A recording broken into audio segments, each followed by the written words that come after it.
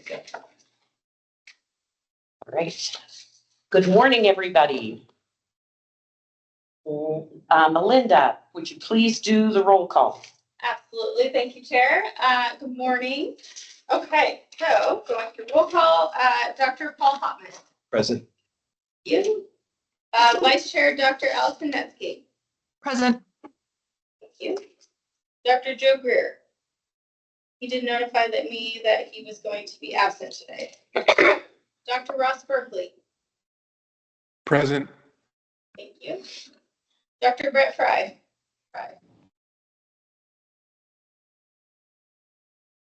Dr. Fry? Thanks. Okay. All right, we'll hold out for that one. Robin Dunkhorst. Present. Thank you. Chair Chris Fossey. I'm here. Thank you. Mason Van Howling. Present. Thank you. Dr. Jeremy Kilburn. Here. Thank you. Dr. Leon Raven. Present. Thank you. Vance Farrow. Present. Thank you. Dr. John Packham. Present. Thank you. And Stacy Weeks. Present. Thank you. All right, and just one more call for Dr. Brett Fry. Okay. We will mark him present once he arrives. Yes, please. Okay. Thank you very much. So now, Melinda, would you lead us through public comment? Yes, thank you, Chair. All right, so public comment. No action may be taken upon a matter raised under public comment period unless the matter itself has been specifically included on an agenda as an action item. Comments will be limited to 3 minutes per person. Persons making comments will be asked to begin by stating their name for the record and to spell their last name. I would like to now call for public comment.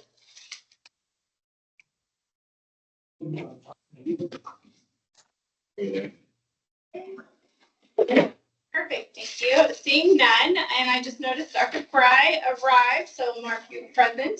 Roll. Thank you. Okay. Wonderful. All right, committee. I would appreciate, so first of all, I do want to welcome everybody. Thank you all for making the time for today. And especially the time you spent over the last couple of weeks going through doing this important work and looking at these proposals for today's discussion. Really appreciate it. And I'm hoping, my goal is for today to be the only day of meeting if possible. But I imagine we will find that out as we go through this process. So with that, item 4 on the agenda is meeting minutes. Do I have a motion for approval? Motion, Mason. Is there a second? Second. Kilburn. Got a second for Fry. Okay. And is there any discussion, any issues, concerns with the minutes? Hearing none, all those in favor? Aye. Aye. Aye. Aye. Anybody opposed or abstaining? We have approved minutes. Thank you very much. Thank you. So now we're moving on to item 5. We are really making progress. Review of the evaluation framework memo and affiliation and conflict of interest summary. Lauren Driscoll, can you help us with this item on the agenda? Absolutely. Nice to see everyone today. I'm Lauren Driscoll, Regulatory Counsel for Nevada Health Authority. Late last week, Deputy Director Melinda Southard had provided some memos related to the evaluation procedure, as well as some guidance related to affiliations and conflicts of interest. So I wanted to allow an opportunity for some discussion of those memos today and kind of go over what we're planning on working through today. So first, we did provide a memo related to the evaluation framework and the Nevada Health Authorities committee that has designed that framework. So that goes over some of the statutory model where we have internally at Nevada Health Authority put together the evaluation procedures. And one of the things that the committee is holding in high regard as we have formulated evaluation policies and procedures is how to avoid conflicts of interest, especially given the statutory makeup of this council. Some of the conflicts of interest are inherent to this process. So the division's considerations have been all about, looking at how we can mitigate those issues. I don't think that we can necessarily do away with them altogether, but we can certainly mitigate. So we did provide some clarifications related to what the division considers an affiliation with an applicant for a council member and how to handle that as a conflict of interest. My understanding is the intention here today is that as we move into agenda item 6, which will be going through each individual application, we will announce each application by name related to the organization or entity that submitted the application. And then we would have a discussion on the record for each individual application related to disclosing affiliations, particularly affiliations that rise to the level of conflicts of interest. And then at that point, we would also note abstentions from voting and discussion on the record. So we'll do that individually with each application, and that would allow council members to abstain from discussion and voting related to some applications, but not others. So given that we provided these memos for guidance last week, were there any questions that council members had? Is there anything we can discuss further before we start noting affiliations and abstentions on the record? Dr. Fry? So Lauren, thank you. Yeah. One question regarding discussion versus voting, because I understand on the voting side that my level of affiliation, for instance, with UNRMed would preclude me from voting. Okay. But on the discussion side, that's where I think it gets a little bit more gray. Yeah. Because if there are things brought up about a UNRMed submission, for instance, that are being discussed, and I can have substantial weigh-in without being a voting member, that seems quite reasonable. So at this time, I would represent the position of the committee who designed the evaluation, and Deputy Director Southard is here, so we can kind of develop this discussion on the record if we need to. I think this is a good question because when I read through the bylaws that you all have voted into place, it does mention that a council member can participate in discussion but not voting related to their affiliated application. I would represent here today on the record that it would be the position of the committee appointed by Nevada Health Authority that the discussion may rise to the level of a conflict of interest. The reason for that is because not every applicant has a representative present today to discuss their application. So it's not so much, I do agree, especially given the language in the bylaws, that discussion piece is contemplated and allowed pursuant to the bylaws. But with this iteration of the evaluation process, we do not have a representative from each application here at the meeting to answer questions. And really, we can probably assume that would rise to the level of advocating on behalf of an application. So that's where the division's evaluation committee has the concern that if we do move forward with discussion of affiliate applications, that some applicants have that representation here today and some don't. So there is a fairness issue in that regard. So Dr. Fry, does that answer your question? Is there anything further you'd like to discuss on that? Yeah. So Lauren, I see Dr. Raven also has a question. I just wanted to make one statement really quick, and then Dr. Raven, please. So it sounds to me like our objective is to go through these applications and have them stand on their own. Nobody in this committee meeting will respond or provide information that's not in the application, supporting or not supporting an application because they have information that isn't in the application. Instead, what I think artfully the group has done to make it a fair process is to design number 7, which will be a parking lot for us to put all of our questions. If we have questions about an application that will be asked to every applicant, we can be thinking about what those are, and we will be able to park questions that maybe weren't answered in the application, but will be asked of every applicant. Please Yes. confirm, Melinda, Stacy, Lauren, does that seem like the equal and fair process that we're talking about?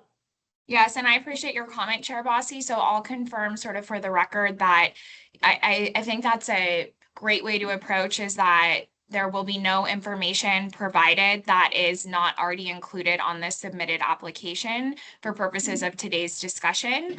And I appreciate that flag that we did include agenda item 7 related to an opportunity to devise an additional set of questions for applicants. While we have that topic brought up, what I would encourage you all to consider, and so, we included that item on the agenda as a for possible action, because if we don't notice the public of that agenda item, then we can't take action on it, right? So it is there meant to be as an option. I would encourage you all to consider that you did receive an evaluation rubric from the Nevada Health Authority.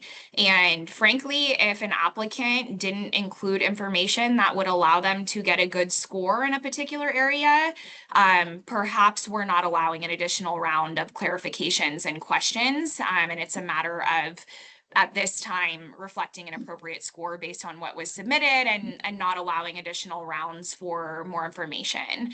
So we did include that as an option on the agenda in the event the council would like to exercise that option and go back to applicants, equally with the same set of questions before we move on to an additional meeting for final recommendations.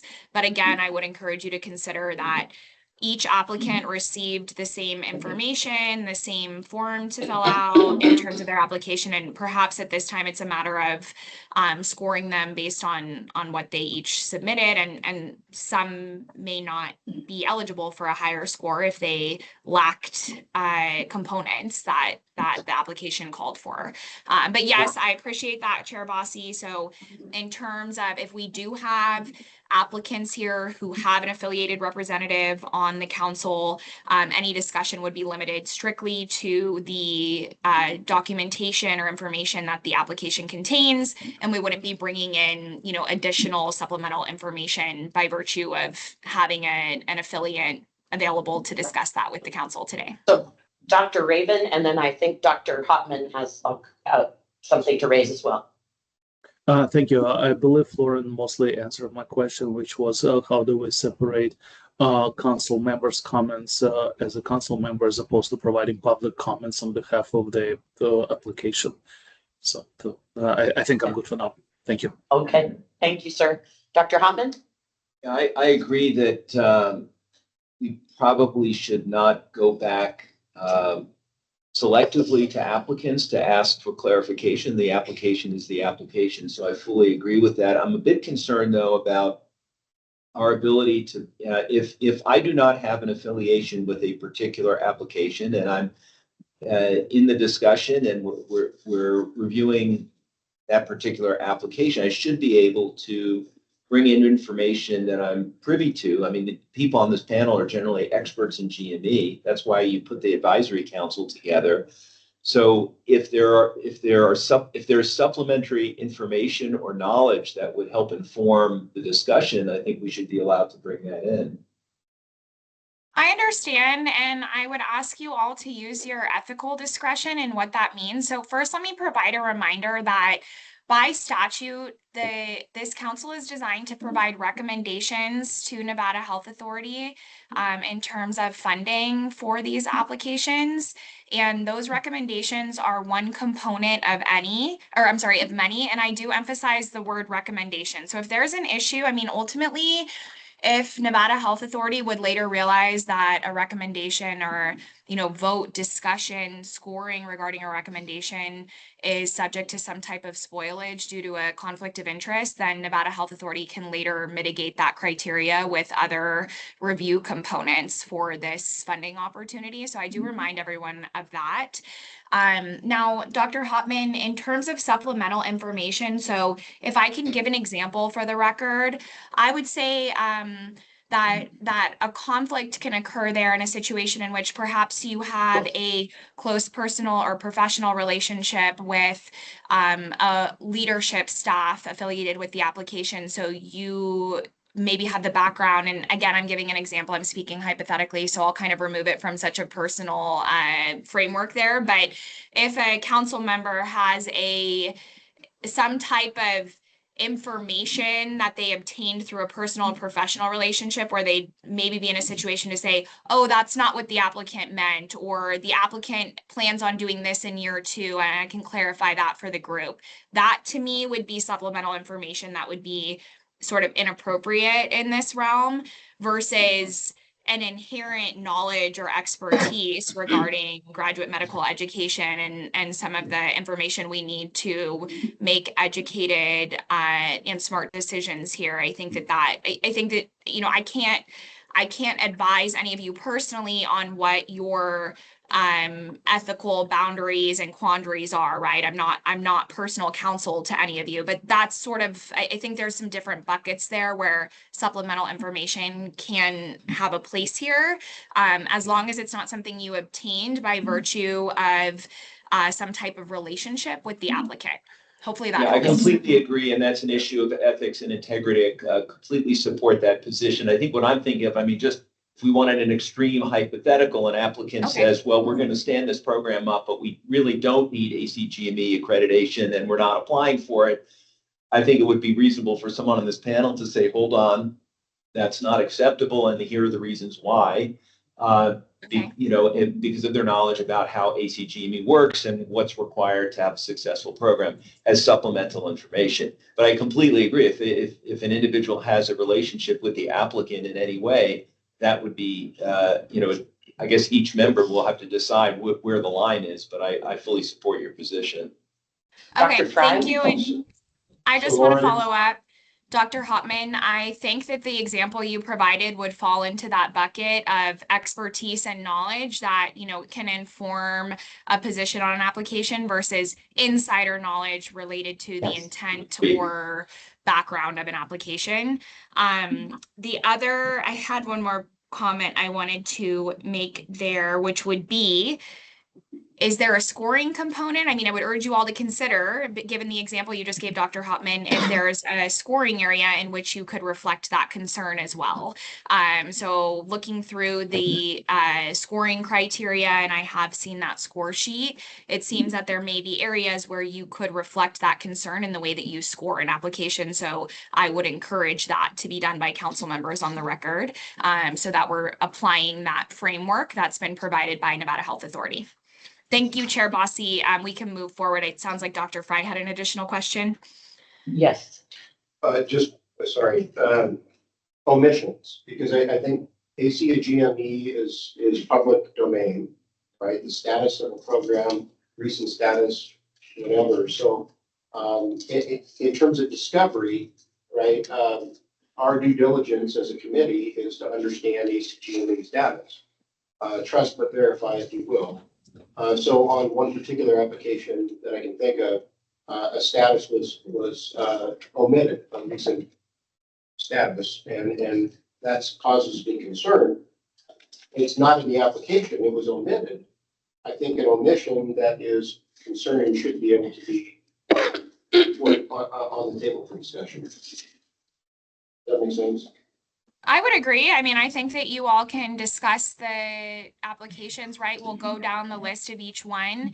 And then, as I mentioned, I know there were concerns about the affiliations and conflicts. So prior to each application, prior to kind of opening discussion on each application, we'll allow for disclosure of affiliations and conflicts of interest, and then recusals on the record. So we'll do that each time. So we have a really clear starting point on each application. I know there'll be some kind of movement through that because there'll be some who are recusing from some applications and not most others, right? So we'll go through each time, and I think based on the example you've given, that would be one of a number of things that the council may wish to discuss when a certain application is sort of has its turn for discussion.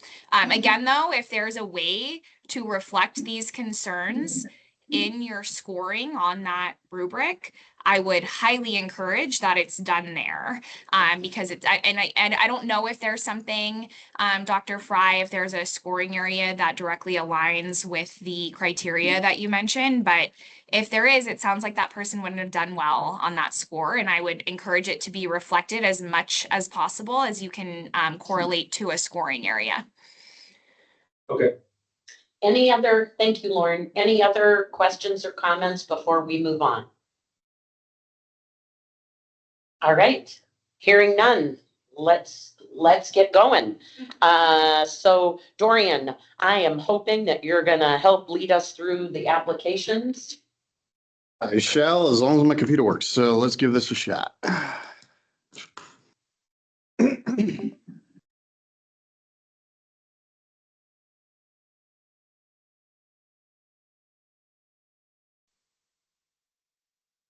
All right. Is everyone seeing my screen?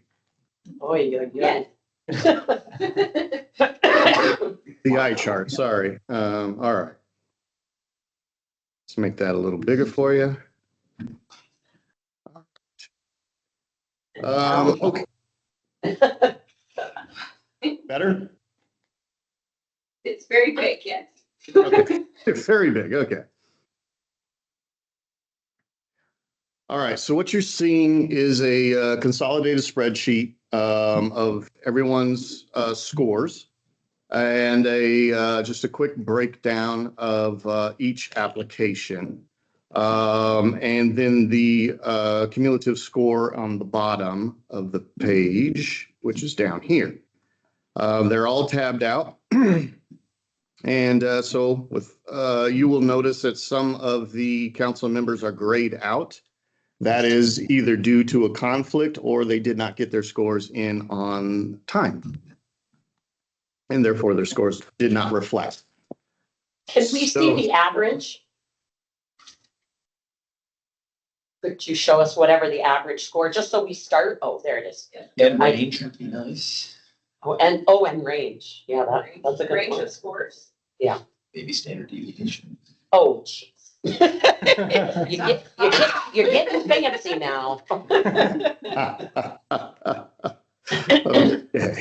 So that is the average scores based on those who have scored. So And to Dr. Hopman's point, do you have the low and the high just for reference? That doesn't cause any higher math. correct. 97 to 66. Well, there's another one over there. Oh, I can't see it. Yeah. Yeah, if you scroll to the right, Dorian. 61. Oh, 61. Okay. Like 61 to 97. 97. Wow. That's quite the range. Quite the range. Okay. Okay. So let's get into it. So this particular applicant is the Carson Tahoe Health Family Medicine Program. They are a new program.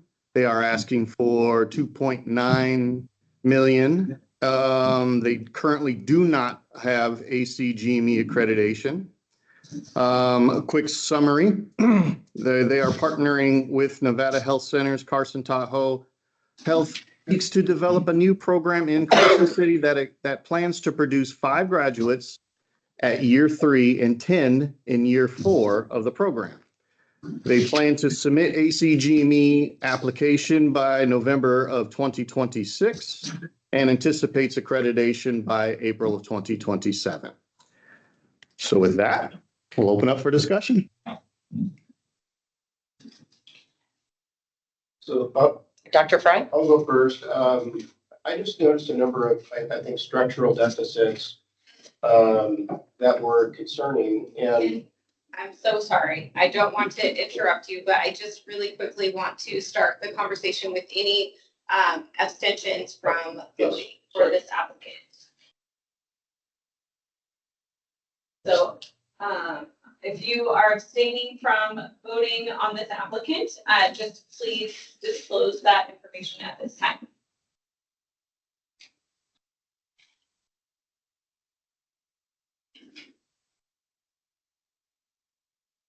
So are we hearing none, I think, or is there somebody abstaining?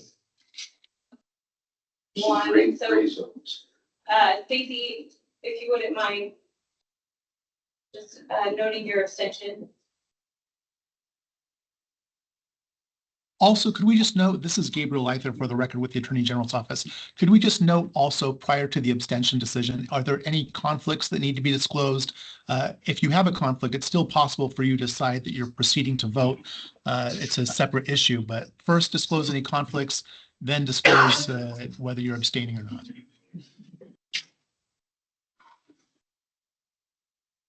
Melinda, were you asking me a question? I apologize. Yes, it's okay. I got kicked off and I had to get back on. I apologize. Oh, no. Are you I was asking? looking for you. I'm abstaining. I'm abstaining just because I'll be reviewing all the recommendations. So thank you. thank you. Mhm. All right. So, perfect. So we can move forward with the discussion. I apologize for Oh, no, interrupting you. thank you. So it's Dr. Fry for the record. So just the overview of structural deficits I would just list is they cite that a children's hospital is not close. In fact, there is one very close, less than 30 minutes away from that site that wasn't called out. And then this concept of a rural track with a rural partner and NRH, I think is aspirational, but there's certainly no binding agreements from that institution that would support that endeavor over time. So there's this also heavy reliance on securing rural rotational partners that haven't been sorted out as a result of non-binding agreements. I would say the rural track setup is a big lift. Certainly the needs are well identified for that region. I don't doubt that. They just don't have the letters on the pediatric rotations, the educational site agreements. The timeline for the GME accreditation seems a little bit tenuous and maybe aspirational, maybe too aggressive. The Carson Tahoe board itself, I think, has yet to approve this in not just concept, but also on a budgetary level, absorbing any cost overruns that would likely occur based on the math. So there's a little bit of concern, more than a little bit, on sustainability, the timeline, heavy reliance on external sites to actuate. There's not binding agreements. Those are my big bullet points, I guess. Dr. Raven? Yes, thank you. My concerns were with the cost of consultants, renovations, and the physician recruitment expenses that were not broken down by category. I don't have a reference point to determine if it's justifiable expenses or not. I imagine that they could be beneficiary for the program, but it's hard for me to estimate if it's reasonable or not. Others, comments? This is Allison Netsky in Las Vegas. I think the overall, merits are good. The geographic reach outside of the two main GME areas, I think is a benefit. My concern that I had is that their recruitment plan completely excluded identifying Nevada students. And I think that is a proven methodology for getting your own students to stay in your GME, which they have then a greater chance of staying. And so that was a concern because they specifically excluded that in their recruitment criteria. Other comments? I have a comment. Dr. Hoffman? Yeah, Paul Halpin for the record, just in terms of budget items, there's a pretty significant set aside for physician recruitment, which seemed excessive. Because the primary beneficiary of that would be Carson Tahoe Health. It's a bit unclear how this program is going to be constructed in terms of identifying core faculty. And there are positions like project manager and grant manager that are not defined, and I'm not sure how many of those are actually needed for the program.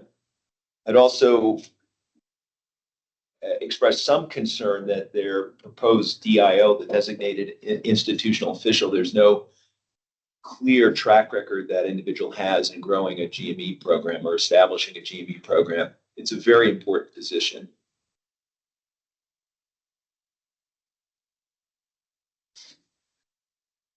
Other comments?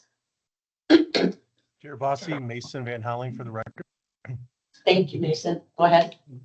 You know, I thought this particular applicant did a really good job related to their budget, the ongoing personnel and subspecialty supervision and some other costs, the FTEs. I also thought they did a good job on the documentation on the primary service area and some of the other things that Nevada needs. And so I just wanted to go on the record that I thought this was a very good application broadly on some of the needs for that community. And again, as we focus on rural medicine, and that's not only a Nevada focus, but a national focus, I think this was a well laid out plan. So I ranked it very high on my scoring. Thank you. Other comments?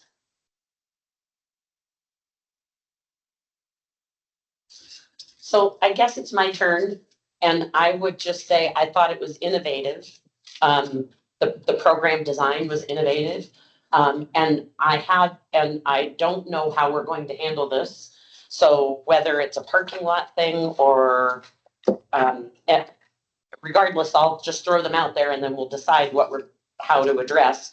The first item that I noticed, my expertise, if I have expertise, or my history has been on the hospital side of graduate medical education. And so I immediately looked at the budget for after the start date and noted they were requesting support for the resident program after the start date. And I believe that they would be CMS supported and these would be funded positions. And so in conversations, if you're allowed to follow up and have conversations with them about it, I feel like any expenses related to faculty and residents should be covered by the CMS funding after the program starts. So that's just kind of how I would look at it. And the second question I have is, at the end of the day,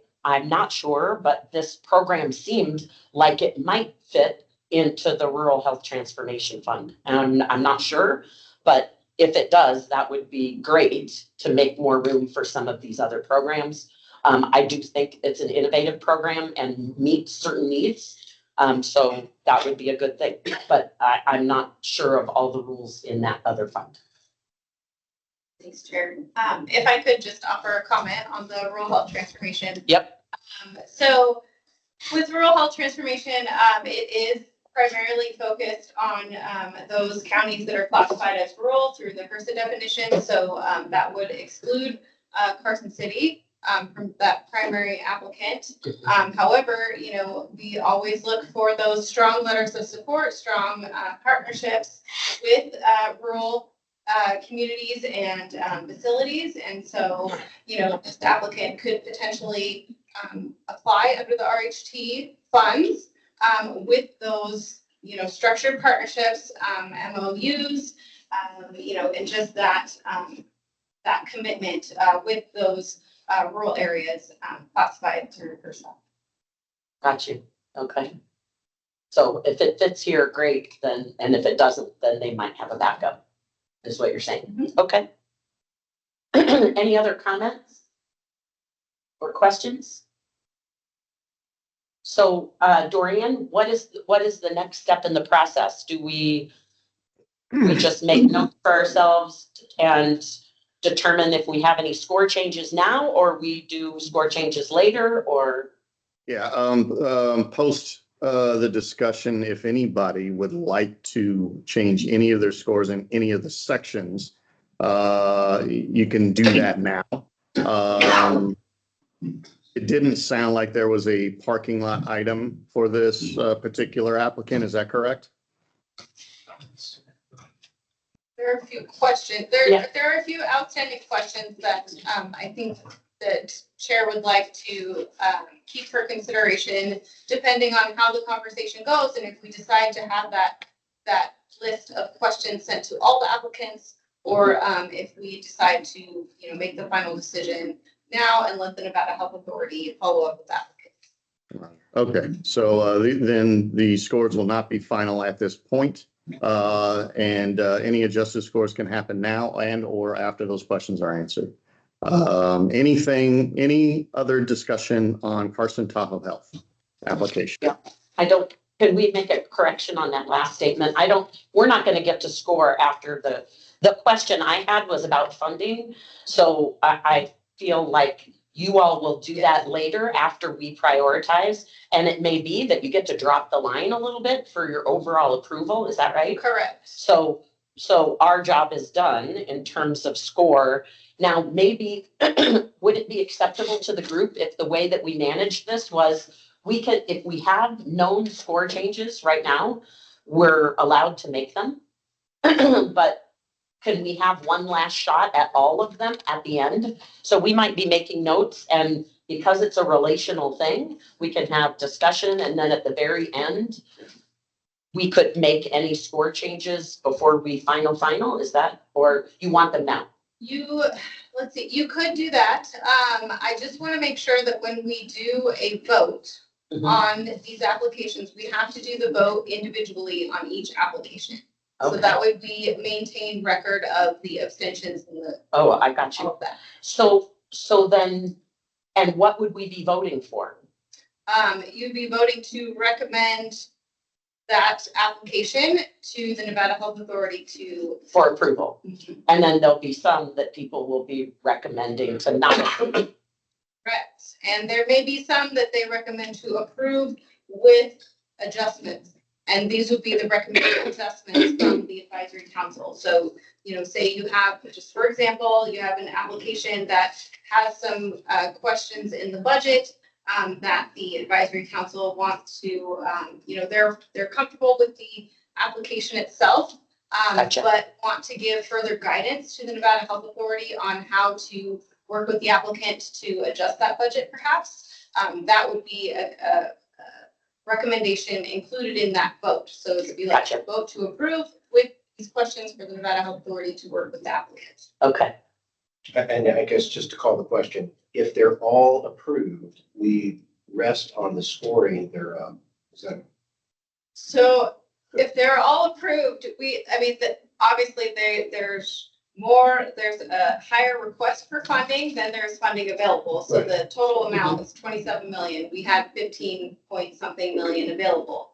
And so if you do choose to approve all of them, I would believe then that would, Go back to this. the Nevada Health Authority would rely heavily on the guidance from this council of, how The to, weights. how to prioritize the funding. Stacy, question or comment?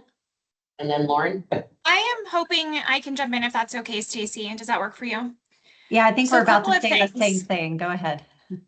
First, I want to remind the council that Nevada Health Authority has appointed a committee to design the evaluation procedures here. So I'll go ahead and go on the record now to kind of describe what the answer to some of these questions are, because I'm not putting the council in a position to move towards a vote. There was, that sort of came up in this last conversation of what will we decide to do. So the council's not in that position today, and we're going to rely on the procedure that the authority has developed. So first, I would take the position that you all are able to adjust your scores on the record, either at this point as we discuss each individual application, or if we circle back to agenda item 8, then we can talk about more comprehensive adjustments again at that time. So please flag on the record if you would make a score adjustment at any time based on discussion with your peers or information. We discussed some different scoring approaches even this morning in terms of reflecting a lack of information in a score rather than allowing an opportunity to get clarification. So please note those on the record really at any time. The other thing I would point out in terms of the recommendation piece, and making a recommendation to Nevada Health Authority regarding funding. So I had flagged earlier that Nevada Health Authority is to consider many criteria when it comes to what applications we fund. The recommendations of this council are one criteria. And I'm going to go ahead and we'll discuss what the other criteria are, and I can place this in the chat as well. Although I will just note that my team's chat won't create an official record for purposes of our public meeting today, but I can place the statute there for reference. So if there's a situation in which there are more applications recommended than Nevada Health Authority can fund, then we would take into account individual scores on those applications, as well as some of these other criteria.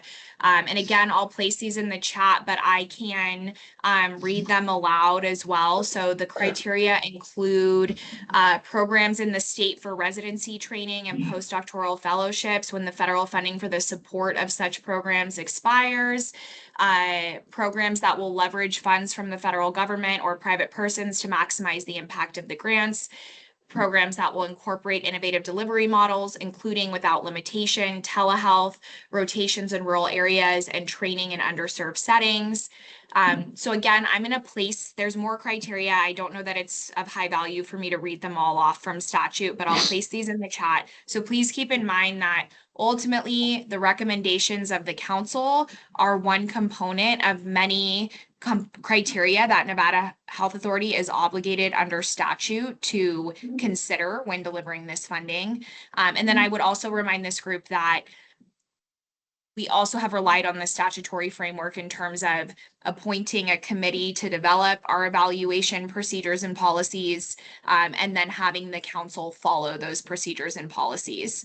So if there's any additional questions about that, I would say at this point, if we have, if we need clarification, if the council needs clarification on evaluation or scoring procedures today, then Nevada Health Authority can step in to give guidance on what direction this is going to go, and we'll go from there. But to kind of circle back on Chair Bossi's discussion, if there is a score adjustment you'd like to make, please flag that at any time, and we'll go ahead and get that reflected on the record. Is there anything else you'd like me to add, Stacy? No, I think you covered it. I think the point is we'd like for you guys to make recommendations and help us prioritize, but we will be following statute and developing the procedures under law and taking obviously your recommendations into high consideration. But if you guys can't do that, then we'll have, we'll just be relying on the remaining criteria under statute. So just wanted to make sure everyone's aware that this is part of a bigger process that we have to undergo. Absolutely. And I want to clarify for agenda item 7 regarding a set of questions. So if the council does choose to proceed today with questions, we will be ensuring that compliance with open meeting law is followed if the council needs to engage that process. So what that would look like is under agenda item 7, the council would discuss and make a decision on a set of questions to be delivered to all applicants, giving all applicants the same time frame to respond to those questions. So there will be in order to remain compliant with open meeting law, there will not be individual questions to certain applicants, no questions to other applicants. It would be one comprehensive set of questions and kind of one final round of each applicant. And maybe some, wouldn't have any responses if their initial application was more detailed, right? So, but in order to stay compliant with open meeting law, it would be one comprehensive set of questions that all applicants have the same amount of time to address. And again, it may be the choice when we get to agenda item 7 that the council does not wish to develop that set of questions and, take the extra several days to complete that process. And if the council wishes to move forward with finalization today, then we did place agenda item 8 on the record in order to be able to proceed with recommendations and have the process finalized at today's meeting. Are there any other questions on that I can assist with? So I hate to interrupt the flow of things, and I'm hoping the more I clarify up front, then we can have really meaningful discussion as we go through the applications. All right, Dr. Hopman. So I'd like to ask the question, this is a new program. There's a timeline in the budget. The success of the program is obviously predicated on AC/GME accreditation and the steps that follow. How's the state going to approach this if there are roadblocks or if initial accreditation is not granted in timely fashion and is delayed by a year or two? I know there are 4 years for expenditure of the funding, but it completely shifts the budget so that, for example, years 3 and 4 may be outside the 4-year range of spending. So, for example, if Carson Tahoe is unable to attain initial accreditation when they plan, what does that do from a budgetary standpoint? So can I'm going to say something, and if somebody else sees it differently or understands it differently, please speak up. But my understanding of the way that the statute got modified this last session, the dollars don't get swept, so they will stay in this fund certain for GME with a commitment, if it was approved, for the 4-year period of time. If it's unfunded, I mean, if it's delayed by 2 years, then 2 years worth of their funding gets funded and they have to apply again. So Stacy, do you have something different to say? I mean, we will treat this like we do any grant program. When people don't meet their deliverables, there's an opportunity for the state to take the money back or not give them the money and come back to this group. Or, this is not new. This is not special. There are grantees every day that don't make it. And there's ways for us to get the money back and also come back to this group and say, hey, we have additional money. We want to go back out with this funds with a different group. So, I mean, I appreciate the question, but at the end of the day, this unfortunately is common for us in the state, and we do this all the time. And we'll have a contract. Yeah, thank you. Okay. Any other questions? Now, the last piece, so we need to vote on approval of this. I just want to clarify, because it seems like we could just score them all and then have a discussion. I mean, if we're not voting, or excuse me, if we're not scoring on the things that we've declared conflict, do we need a separate vote on each item? My recommendation or my position on that, and I saw Deputy Attorney General Leither come off mute, so he would have a comment as well, perhaps, but in order for you to deliver recommendations to the state agency related to an expenditure of funds, it must be a decision that's deliberated and voted on the record by the council pursuant to open meeting law. And maybe I'm not saying that perfect, Mr. Leither, if there's a better way to put that, but that is where that voting activity comes into play, is that in order to deliver your recommendations pursuant to state law, that is a necessary procedure. No, I was just coming off mute to say basically the same thing. Also, just because of the fear of commingling various issues when there are people who are abstaining on certain things, it's much cleaner to have a separate vote for each. You want them one at a time. Okay.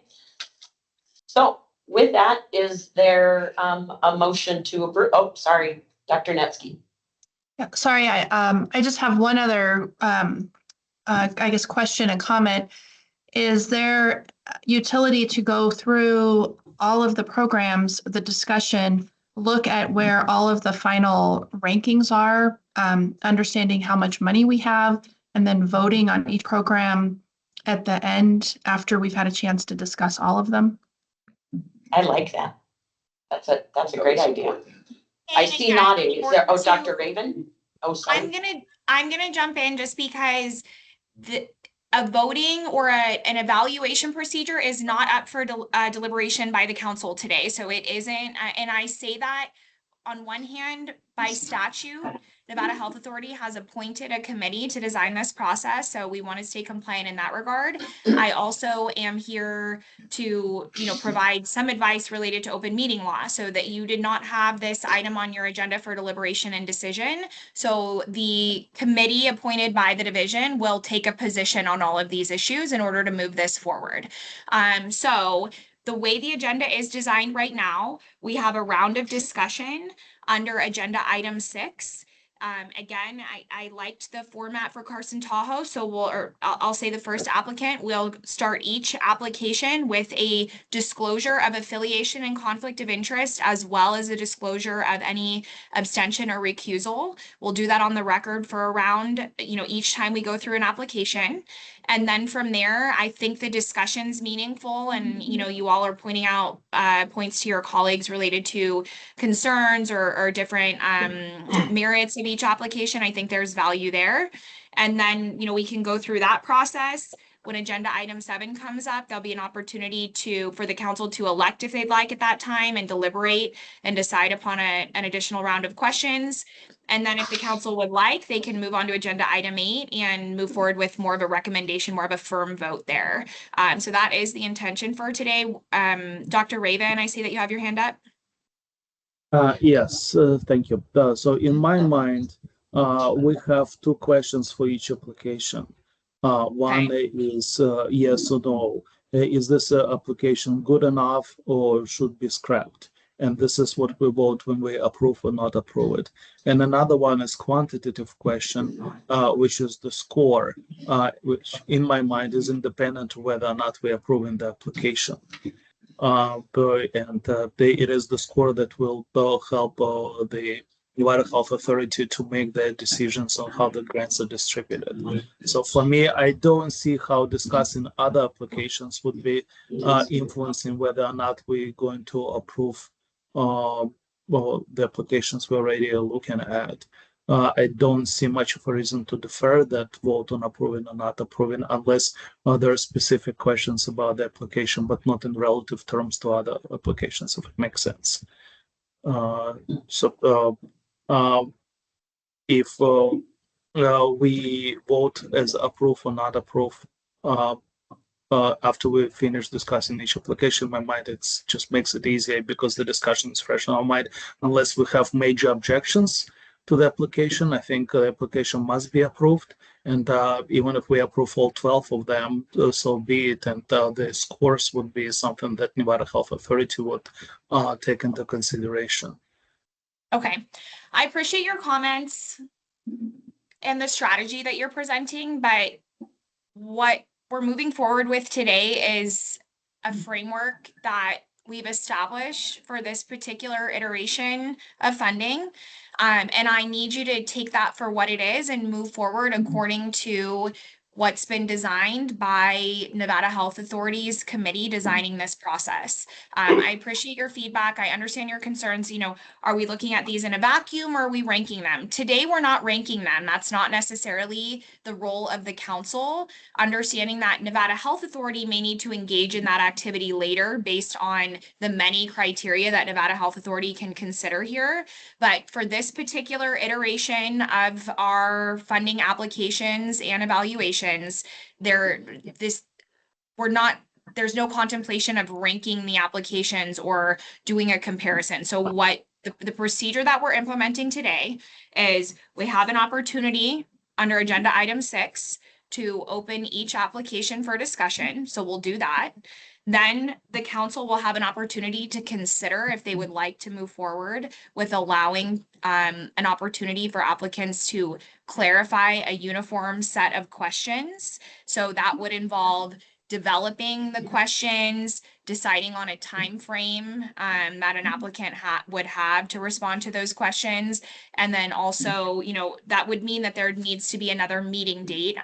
So those would be items that would be deliberated under agenda item 7 and then acted upon.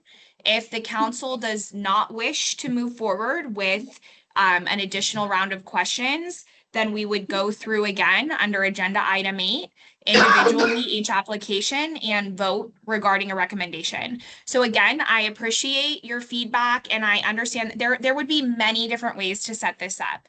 But for purposes of moving forward today, I do ask you to kind of rely upon the agenda that the committee appointed by Nevada Health Authority has designed and move forward under this particular strategy. So, is there any other questions or comments? And I feel like we are following the agenda, and I look forward to, once we get past this first one, I feel like we're gonna fly. I agree. I agree. Yeah. And I apologize for having to Once pump we the have- brakes a little bit. So I Yeah. agree. I'm happy to provide any So, clarification, but Lauren? I'm hoping we have that framework moving forward. So Can I just, Chris, what can I just hear- say something real quick? please. We've been given a clear directive from the governor and the Yeah. legislature to get this done. Yeah. Any Yeah. stalling, I will go back and tell them. I just don't, I'm quite sure, we need to move forward. We need to get it done. And Lauren's doing her best to make sure that we're following state law and that we're doing this as clean as possible. So we're not in the middle of challenges. Like, we want to get this money out the door and we want to get moving. We have a workforce shortage. So with that, Chris, I'll let you take it from here. Thank you. Thank you, Stacy. What I was trying to do is, the basic question is there a vote after each one of these? If there is a vote, then I need to call for the vote about whether it is approved or approved with a recommended adjustment or denied. And I hate that word, so, but not approved, I guess. Are we doing that here, or are we saving that till the end? That's my only question. Because the end, we have a final vote, a final recommendation, and I'm guessing we're gonna do it by specific grant. And people who are who have recused themselves will. Here's how here's what we'll need to do to move forward then. We'll need to elect to take an agenda item out of order, which is permissible. So we have agenda item 7, which would be to confirm a set of questions. And if the council needs to, Deputy Director Southard, I would appreciate your input here if we need to adjust to take that out of order. If the council would like to decide now that there would be no opportunity for a round of questions, then we can deliberate that and take that out of order. Because you bring up a fair point, Chair Bossy, we will be doing some repetition due to that need to, deliberate and take action upon this question item. So if it's sensible to take that out of order and make that decision now, then we can do it that way. It doesn't allow an opportunity to see if there's questions, right? So, we are operating under the constraints of open meeting law. And so that's why there is some duplicity, but hopefully you can see the utility of that given the options that we needed today. I appreciate what you just said. So let me propose this to the group, and please tell me if you think it's not workable. I think we should go through each one of these applications, and we should make notes by each one of these applications about whether you individually, each of us as members, for the proposals that we can, that we are not conflicted and having to recuse ourselves, whether or not we approve, whether we recommend with an adjustment, or whether we do not approve, and make notes for yourself. And we will manage the process at the end with each grant separately. We'll vote on all 12 grants separately so that we can manage those people who have to recuse themselves. That seems like the simplest way to manage this. Is there anybody who is opposed to this process?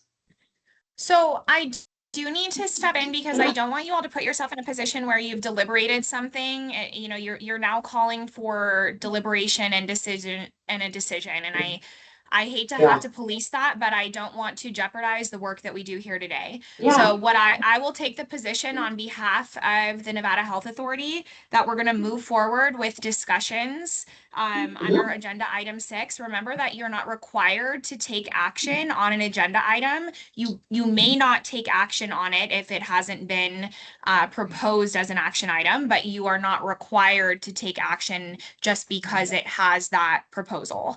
So what we'll do to move this along now is we'll continue with discussions of each individual application under agenda item 6. It sounds like there's not necessarily a call or reason to take agenda item 7 out of order. So we'll take that in order and we will deliberate and make a decision on a round of questions after our discussion. And then we will go through under agenda item 8 if we're not contemplating that question round, and we'll do a final vote at that time. So I think in order to move things along, we'll utilize that procedure. Thank you. Thank you. All right. Before we leave this this agenda item, any other comments on this agenda item? And Dorian, can you remind me what was the average score of this? I didn't write it down. I apologize. It was 83.09. Thank you. Okay, thank you. If there's no other discussion, let's move to the next application, please. Okay. Next up would be Dignity Health. Pull that up again. Dignity Health's internal medicine program. This is an existing program. They are requesting $2,781,470. They do have AC GME accreditation, and partnering with Kurt Kokarian School of Medicine at UNLV, Toro College of Osteopathic Medicine, and Roseman University College of Medicine, Dignity Health is seeking to expand its training capacity by 4 residents annually, 12 total. Plans to achieve AC GME approval for expansion by September of 2027. And with that, we'll open it up with, we'll go ahead and call for any recusal or abstention. Yep. Or declaration. Disclosure of affiliation and conflict of interest in any abstentions. This is Ross Berkeley. Since I have an affiliation with UNLV and I saw there was a letter of support from UNLV, just to avoid any potential appearance of conflict, I was going to recuse myself and abstain from voting.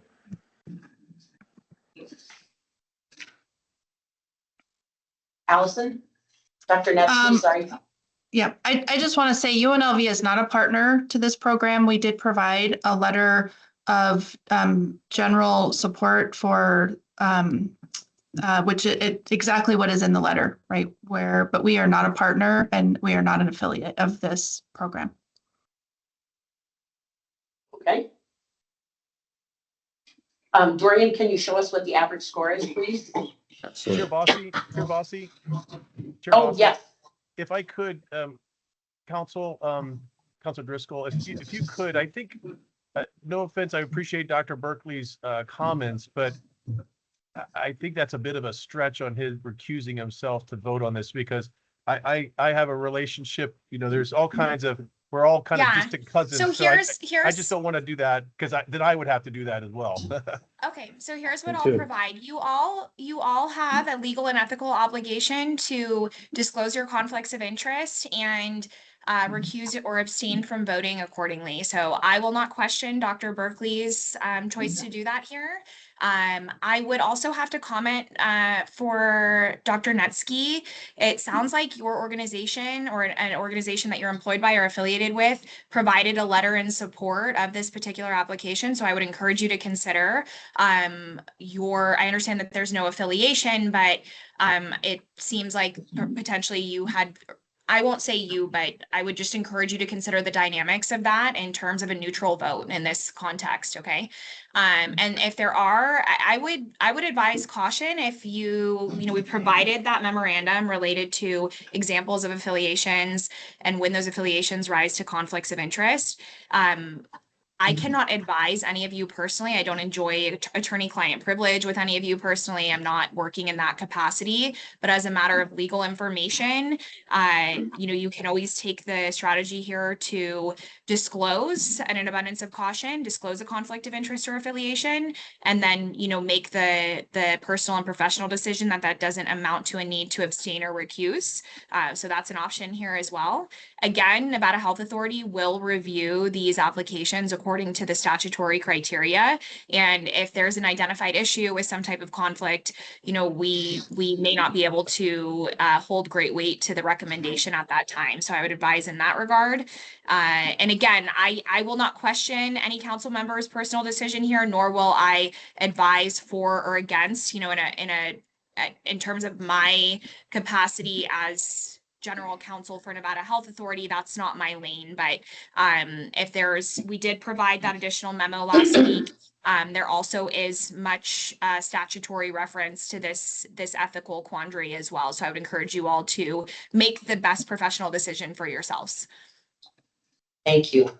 So are there comments about the application? Oh, I'm sorry. I just want to be silent for a moment. Is there anybody who needs to recuse themselves from this deliberation other than Dr. Berkeley? We have that. Okay. Hearing none, then folks, tell the group what your conclusions are. Please share. Jeremy Kilburn for the record. I thought $1.1 million in construction costs was pretty steep relative to the total grant funding we have and to the kind of overall complement increase of 12 internal medicine residents. So I thought that was probably not, that money could be better spent elsewhere. Over. Thank you. Dr. Raven? I also had some concerns about construction and how those prices came about. But what I did like about it was that it had the focus also on post-training local job placement options. So definitely program takes an effort to integrate physicians into local job workforce after graduation. So to me, it was important.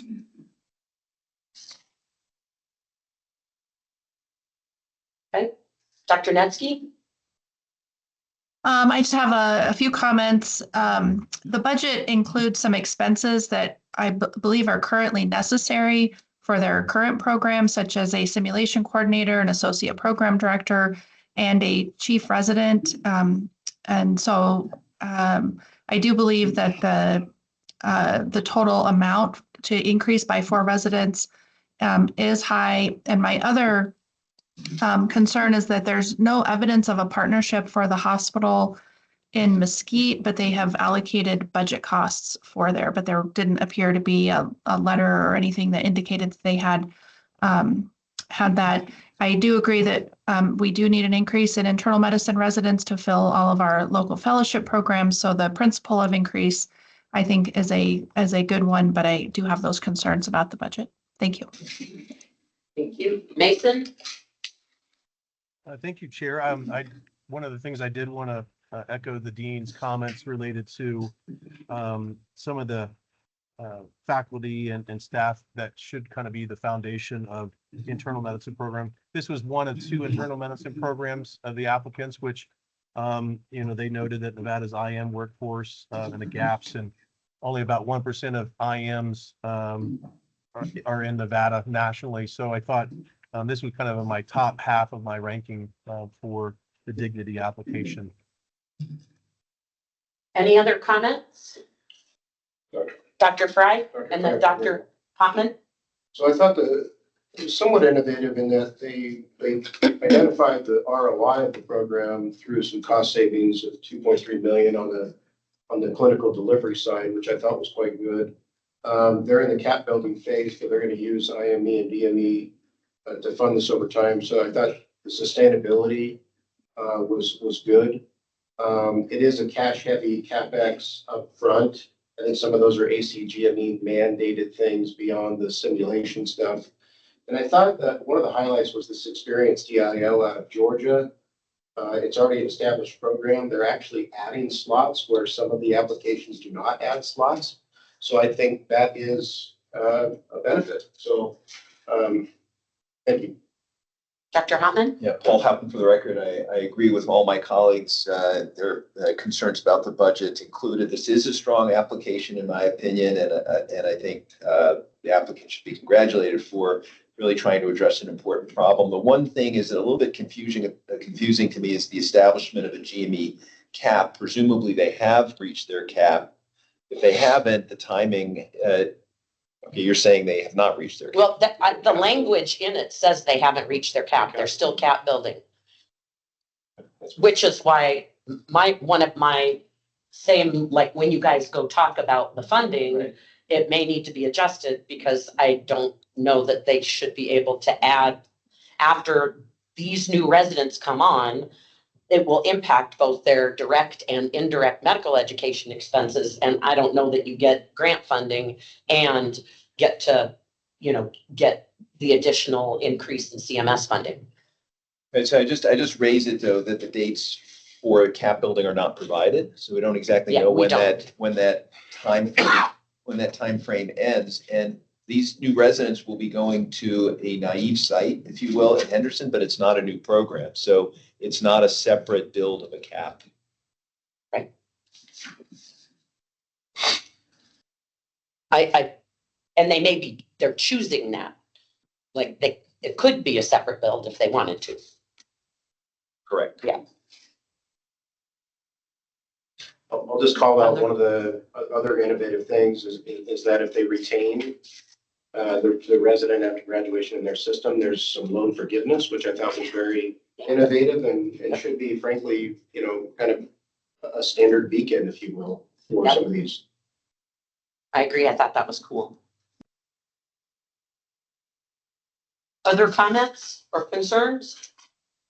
What was the average? The average was 86.01. All right.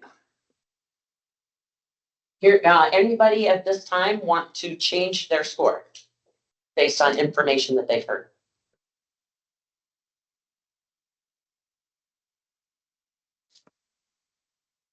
Okay, hearing none. Let's move on to the next application. All right. Next application is Dignity Health's Pulmonary and Critical Care Medicine Fellowship. It is a new program. They are asking for $2,380,992. They currently do not have ACGME accreditation. Again, partnering with Kirk Ricarian School of Medicine, UNLV, Touro College of Osteopathic Medicine, and Roseman University College of Medicine, Dignity Health seeks to establish a new program that plans to produce 2 graduates per year, 6 total, starting FY 2029. They plan to complete and submit ACGME application for fellowship by July of 2027. Is there any statement of conflict that anybody wants to make? Disclosure of affiliation and conflict of interest and any abstention. Okay, I'm going to point to you to say that each time. Thank you. So you say it right. Hi, it's Ross Berkeley again, and I apologize, but I just think for the same reason I described before, it's just to avoid the appearance of conflict of interest. I'm going to recuse myself from this and abstain. Thank you, Dr. Berkeley. Dr. Nutsky. I just want to make the same comment that the Kirk Ricarian School of Medicine is not a partner for this program. It's a factual error. Thank you. Anybody else? All right, hearing none. What are folks' thoughts about this application? I can go first. Dr. Fry? Dr. Fry for the record. So the case, I think anecdotally is very good for this program because we all know what the numbers are statewide. They didn't really give good state data though, and the national data was not really cited. And I think that was an opportunity to call out the deficit. There's a 3,000 doc pulmonary critical care deficit nationwide, so to my knowledge. And they cited that that was a state deficit when it's not. Yeah, it was So a that was, typo. that was an error, it was a typo, just wanted to call it out. I think it overestimates the retention rate. At one point, they say 50% retention rate is our goal, and then later it's 5 out of the 6. I don't mean to be hypercritical, it's just, it's contradictory. I think they have great support, staff. They put together a good clinical competency committee. They lay out really good clinical metrics, but some of the operational metrics aren't called out, such as, reduction of ICU length of stay or something like that, right? Which I think could have been an opportunity. And I'm not sure about a faculty evaluation process that wasn't really called out, which I think is an important thing. And there was somewhat speculative philanthropic support kind of thrown in there. But otherwise, I think there's good infrastructure. There's a good pipeline from the regional programs alone, whether it's, internal medicine programs. So I support it overall. Great. Dr. Raven and then Dr. Netsky. Thank you. I overall like the application, but I questioned the need to spend $600,000 on a conference area and office space. To me, sounds quite a lot of money for just 6 fellows. But that was my only major kind of hesitation about the application. Dr. Netsky? I agree with the comments. This is a very popular specialty, and we do have a deficit in our state.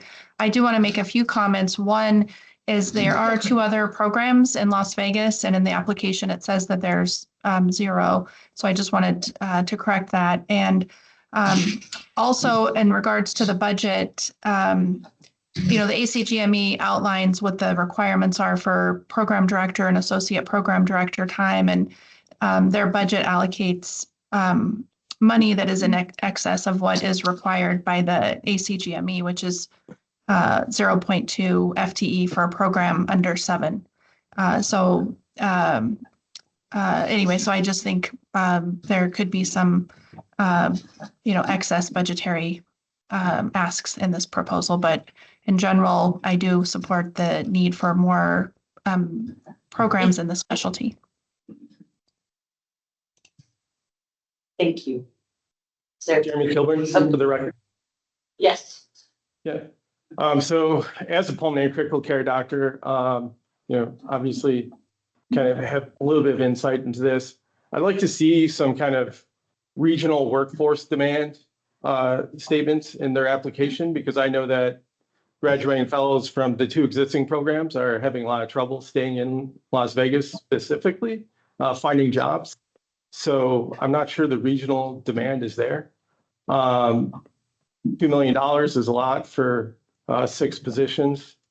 And my other concern is that the ACGME, it's waiverable, but it's a requirement to have at least 2 other internal medicine subspecialties at the sponsoring institution. And according to the application, there's currently none. So it is formally waiverable, but it's not as robust an application without it.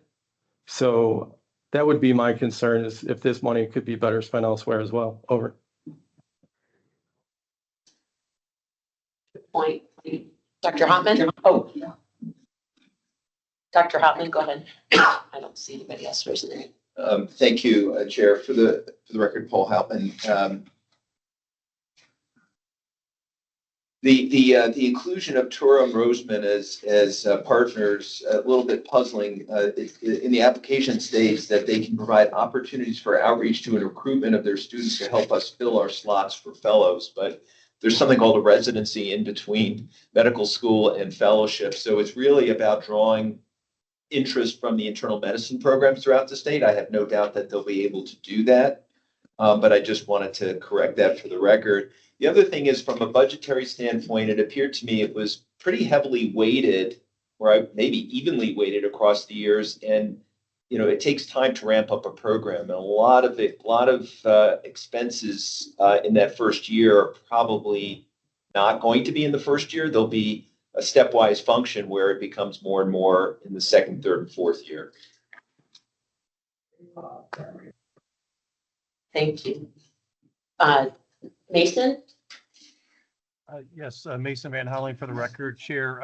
I agree with Dean Houtman's comments. You know, I think some of the strengths were, addressing the subspecialty need, but I certainly depend on Dr. Kilburn for his expertise. The Dean had mentioned, I think they're going to leverage their internal medicine program, which we just talked about previously. And one of the things that Dr. Raven had mentioned about can we leverage, or can they leverage the build out on the internal medicine side of their conference rooms and space for 6 fellows. I think some of the other things we're kind of missing were the Roseman commitment and the hospital commitment and the leadership. That was one thing that I had noticed in this package. And then just some of the issues around the 600K and the build out. And so I think I agree with everybody else on this particular one.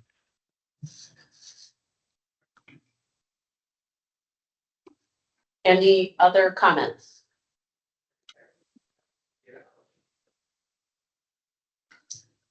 All right, let's move on to the next.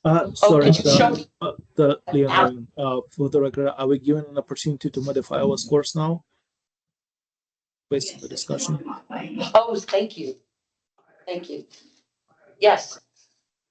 Does anyone want to modify their score? I do, based on the discussion. For my points awarded for section 4.1, switch from 5 to 3.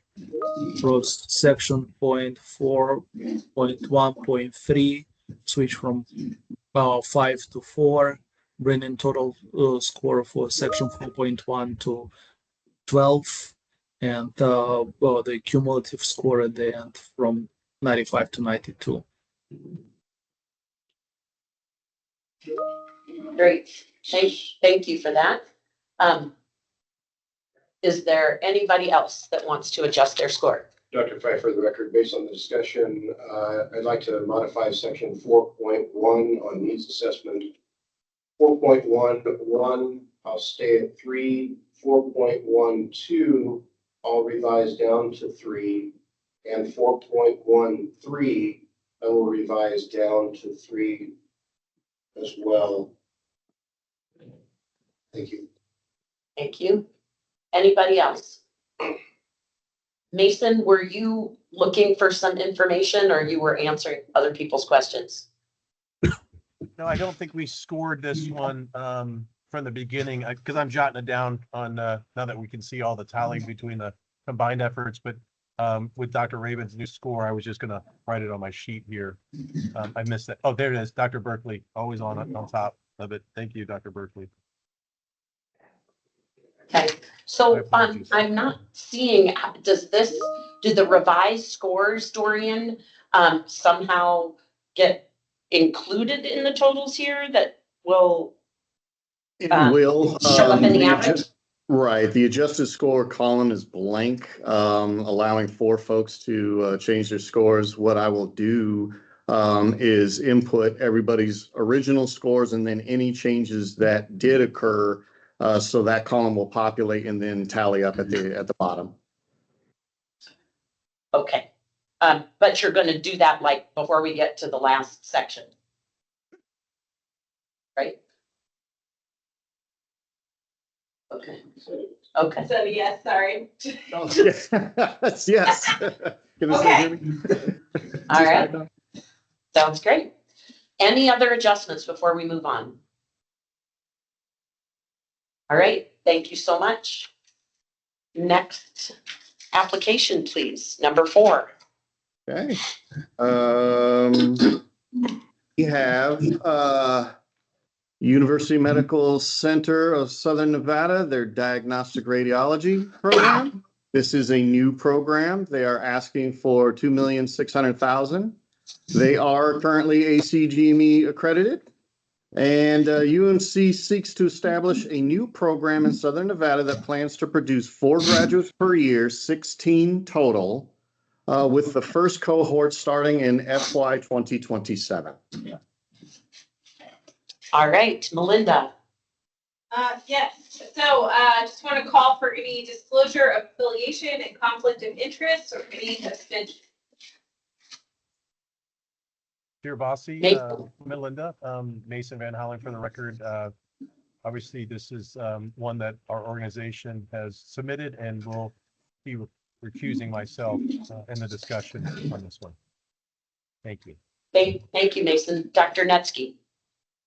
I will also be recusing myself through our academic affiliation agreement. Obviously, we have a strong affiliation with UMC. Thank you, Dr. Netsky. Anyone else? Ross Berkeley for the record. I'm due to my employment status with UMC, I'll also recuse myself. Thank you, Dr. Berkeley. Anyone else? Dr. Kilburn, I'm not employed by UMC, but I have UMC on my scrubs, so I'm going to recuse myself as well. That's a real conflict, right? Yeah. Just kidding. All right. Anybody else? All right, let's be interested to hear from the remaining people, thoughts about this application. Dr. Raven. I think I'm second in line, but I'm happy to make my comments.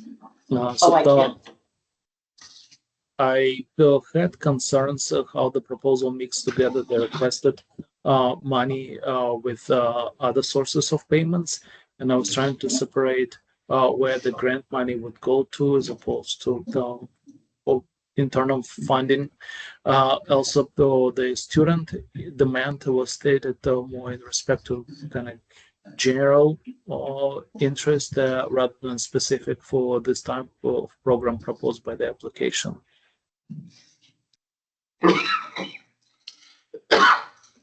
Okay, other thoughts? Dr. Fry? Thank you, Chair Bossy. So just a discrepancy on, I think, the needs assessment. There was a couple of things cited in the per 100,000 citizens. So there's a 5.4 radiologists per 100,000 versus 7.7 in the nation. This conflicts with page 32, where there's 9 per 100,000 in Nevada and 13 per 100,000 in the US. So it's just a discrepancy that I think was avoidable in the application. I think that clearly that UMC serves a very underserved population, there's no doubt. I think the student demand section is fairly generic. I'm not sure if there's really as much demand anymore as there used to be. I couldn't say. I think there was an opportunity to call out student demand that wasn't taken.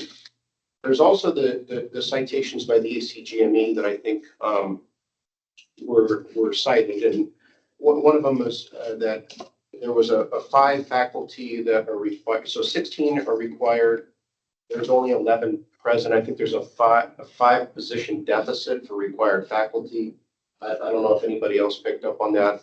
There's also a proficiency in ultrasound document, not just the documentation of the ultrasounds being performed, but how proficient the resident is at reading them. That was cited as an ACA GME deficiency that wasn't really addressed on how they would use these funds to correct the deficiency. And then the faculty performance, I'm not sure how they would be evaluated.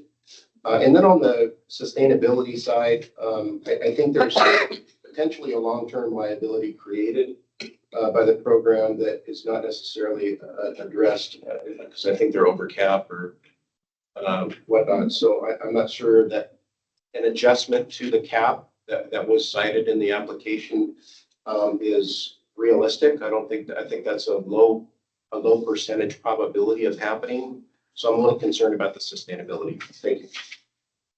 Okay, Dr. Hotman, do you have any comments? Oh, go ahead. Yeah, I mean, radiology remains, I think, a very popular residency, even with the advent of AI. I am somewhat concerned about some of the budgetary items. For example, listed is a 0.5 FTE medical physicist, which seems to be a position that should be funded for the clinical aspect of the program, not the training part per se.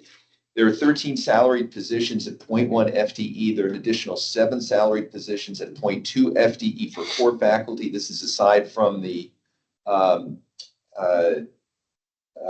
program director, which adds up to 3.4 FTE to teach 4 residents a year and 16 at full maturity, of almost a 4-to-1 ratio, which is seems incredibly high. And then a 1.0 FTE for the DIO, who would be managing one single program.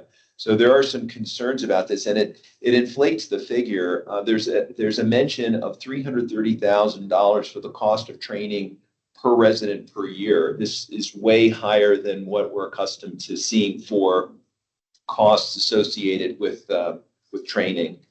And then I do agree that it would have been helpful to see how the institution, or how UMC in this case, is responding to the citations from March of 2025 and October of 2025. Initial accreditation remains, but between March and October, it looks like 5 new citations were listed. And the DIO in the March 2025 letter is no longer mentioned in the October 2025 letter. It looks like there might be a new DIO, so that creates some concern about the leadership of the program. But overall, it is a strong application, and the population that's served is has many unmet needs. Are there any other comments? So, as a person who has not had, I don't have the insight in terms of program development.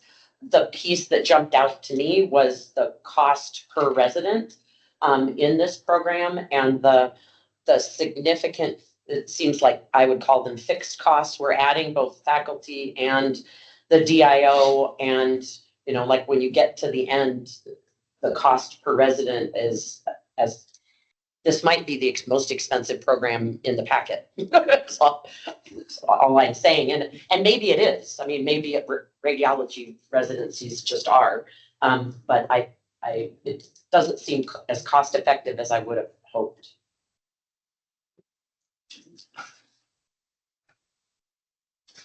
But I also support radiology in the Las Vegas area because I know it's a needed thing. So maybe there's some opportunity for adjustment in the discussion. Any other comments? All right. Anybody adjusting their score?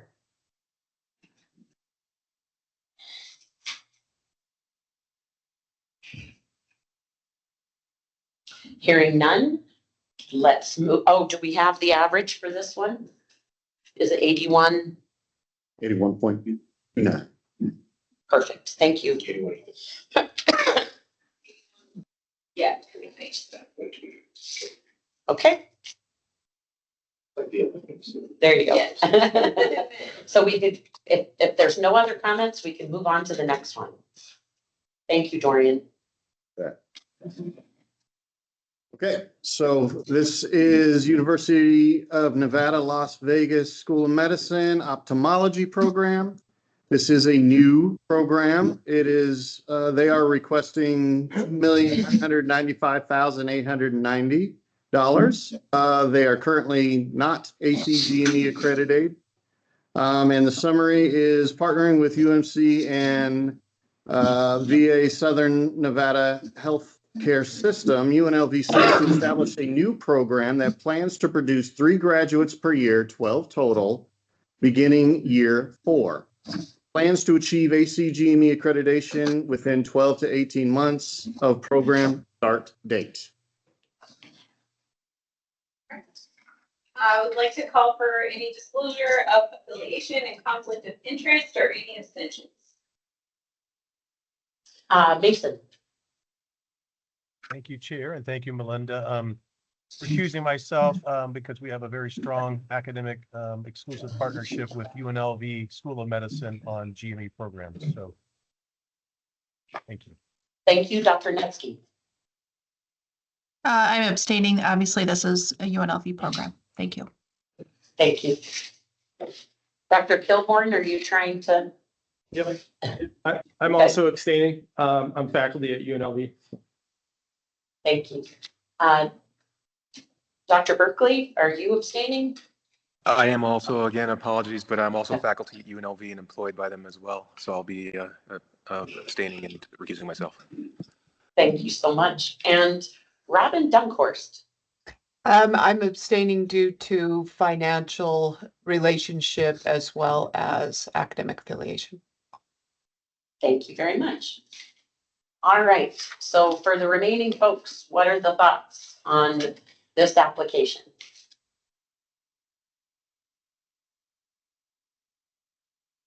Dr. Raven. Thank you. I like that application very much. I like that even though it's a new program, it's ready to hit the ground pretty quickly. I like that most of the funds go directly to support residents in the program, and otherwise the program seems to be well integrated. The only question I had was since it is going to rely on affiliation with the VA, I was curious if the VA was going to offer some financial support onto the program as well, considering that they do it for psychiatry program. Seems to be it could follow the suit, and some funding could be available to the program from the VA side. But otherwise, again, very strong application in my eyes.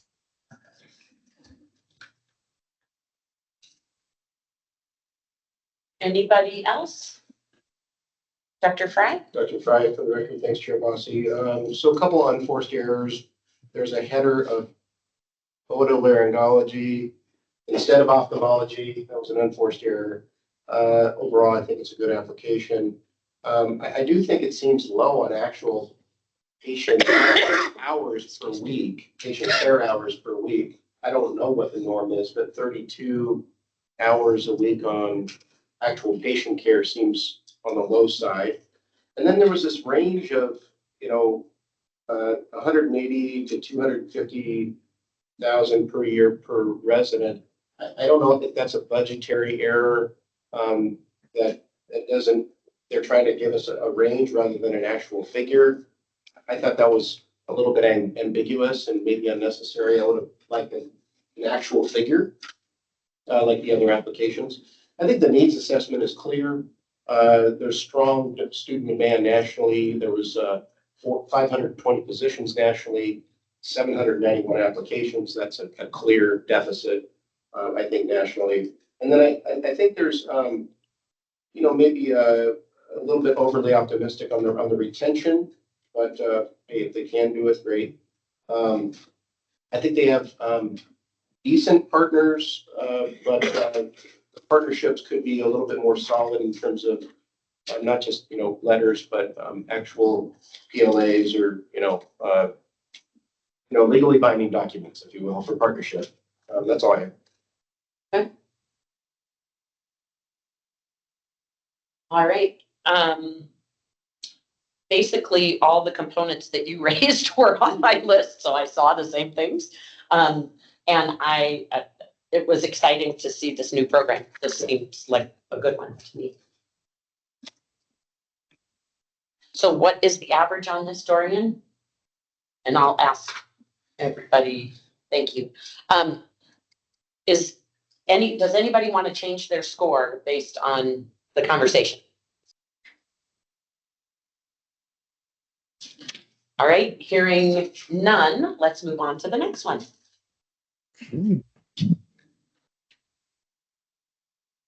All right. So we have University of Nevada, Las Vegas School of Medicine, and I'm not going to try that. It's ENT. This is an existing program. The grant funds requested is $401,397. They are currently ACGME accredited, and the summary would be partnering with UMC. UNLV seeks to expand its current program by adding 2 resident slots by FY 2029, increasing total graduates from 8 to 10. All right, Melinda. Right, I would like to call for any disclosure of affiliation and conflict of interest and any abstentions.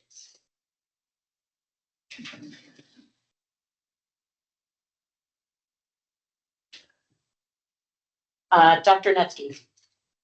I am abstaining as this is a UNLV program. Thank you. Mason. Mason Van Holly for the record, abstaining as well. And for the same reason, academic exclusive partners with UNLV. Thank you. Dr. Kilborn. I will be abstaining as well. Thank you. Robin Dunkhorst.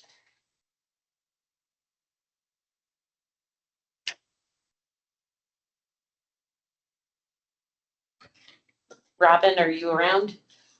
Oh, yes, my mic was off. Oh, I'll be abstaining due to academic and financial affiliation. Thank you. Dr. Berkeley. I'll be abstaining as well for the same reasons as previous. Okay. Thank you. Anybody else? Everybody else good? All right. So Dorian, could you give us a little peek of the average? We have an 85.83. Thank you. All right, thoughts about this application?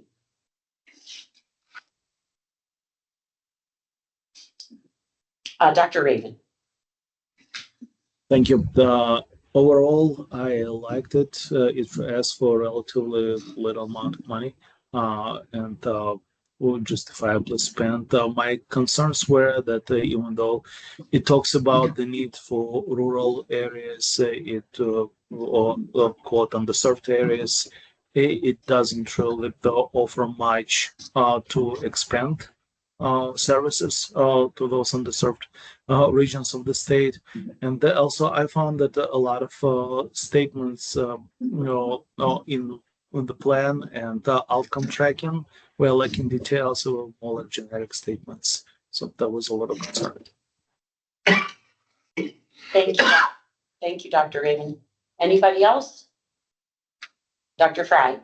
So thanks, Chair Bossy. I was just a little confused because I think it's a strong application, but there was an ACGME denial of expansion that I saw on page 38. So I'm just trying to understand, did they get approved for the expansion or not? Because what I saw was a denial of expansion. So it just was confusing to me. Did anybody else see a clarification from that? I did not see a clarification. Dr. Hartman? Paul Hapman for the record. There's a letter dated February 6, 2026.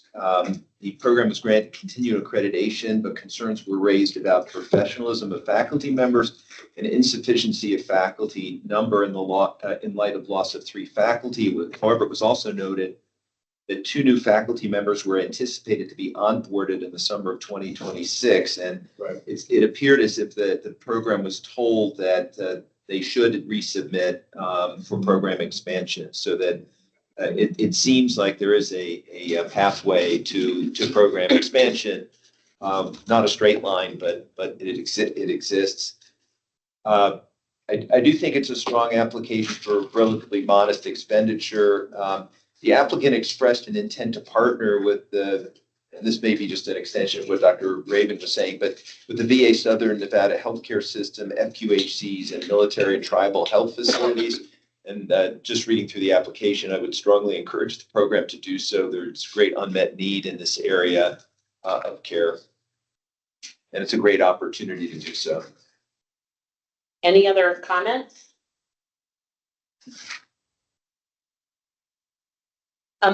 The only, this is Chris Bossy for the record. The piece that I didn't quite understand, I agree with the other components of what folks have shared. And it does seem like a relatively modest proposal. I mean, it is only for 2 FTEs, so that's kind of, it's might be kind of expensive just for two, but at any rate, it does seem like a modest proposal. The part that I raised a question on and had a little concern was we're adding core faculty of a little over $50,000. The year before, the first person is the first new FTE happens.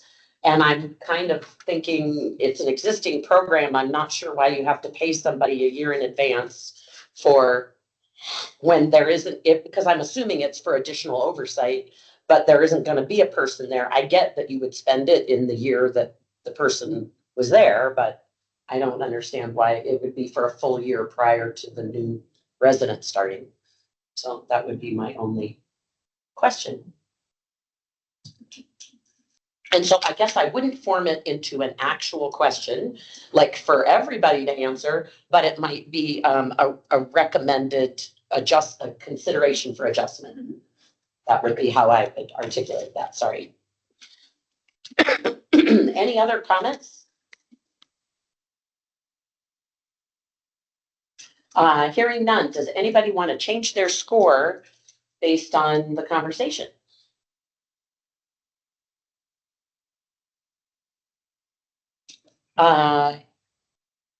Hearing none, let's move on to the next.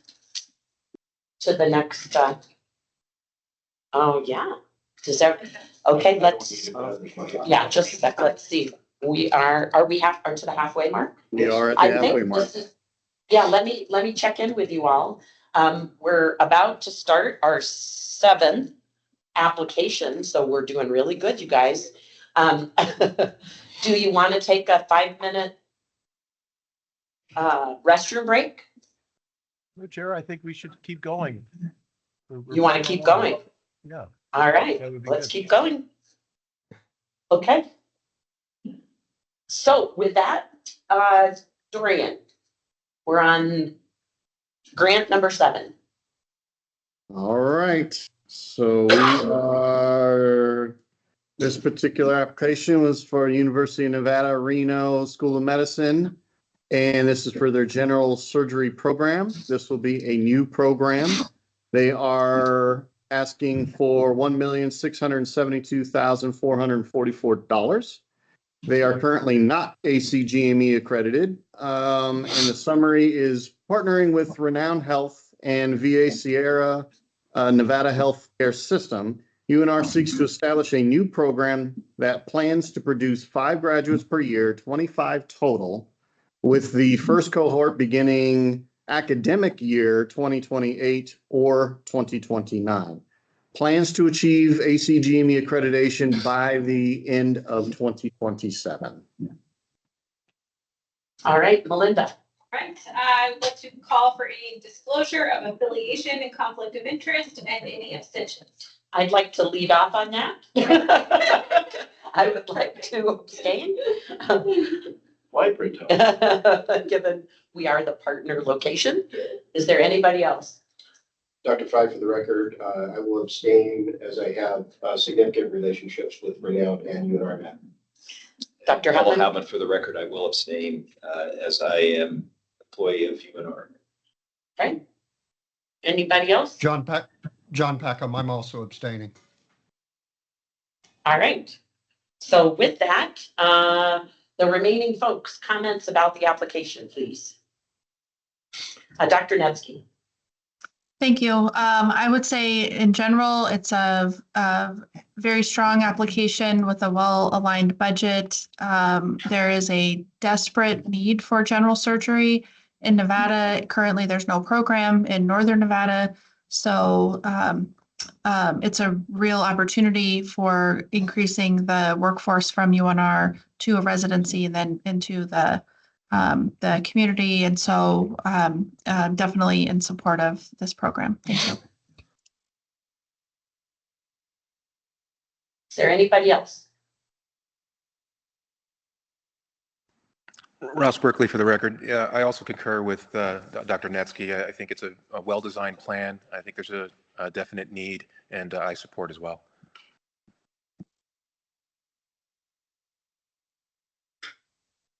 Mr. Van Houweling. Yes, thank you, Chair.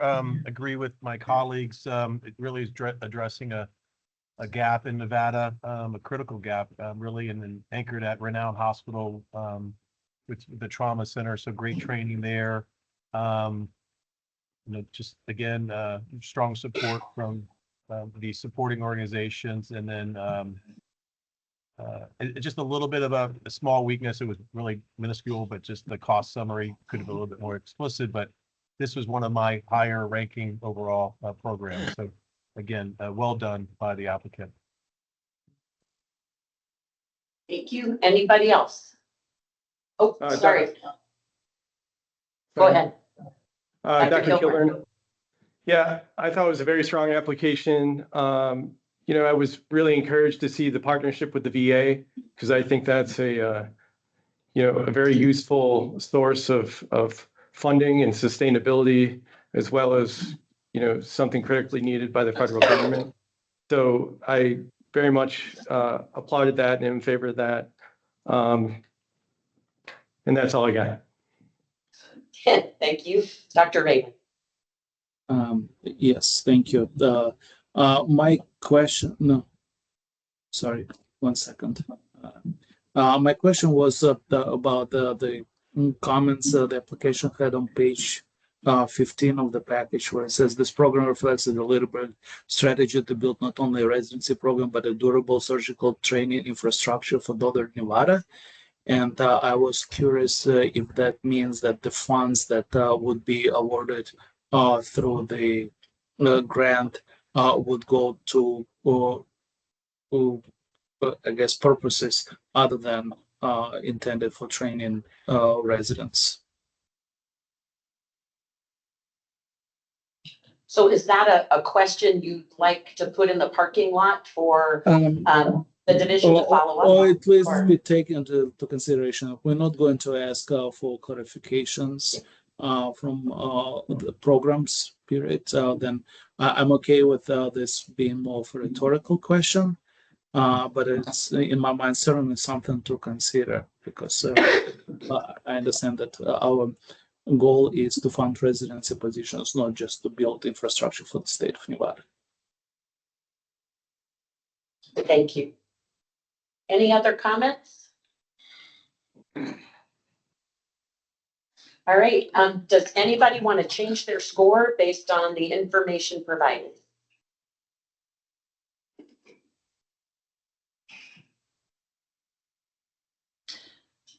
Hearing none, I think we want to move on to the next application, please. All right.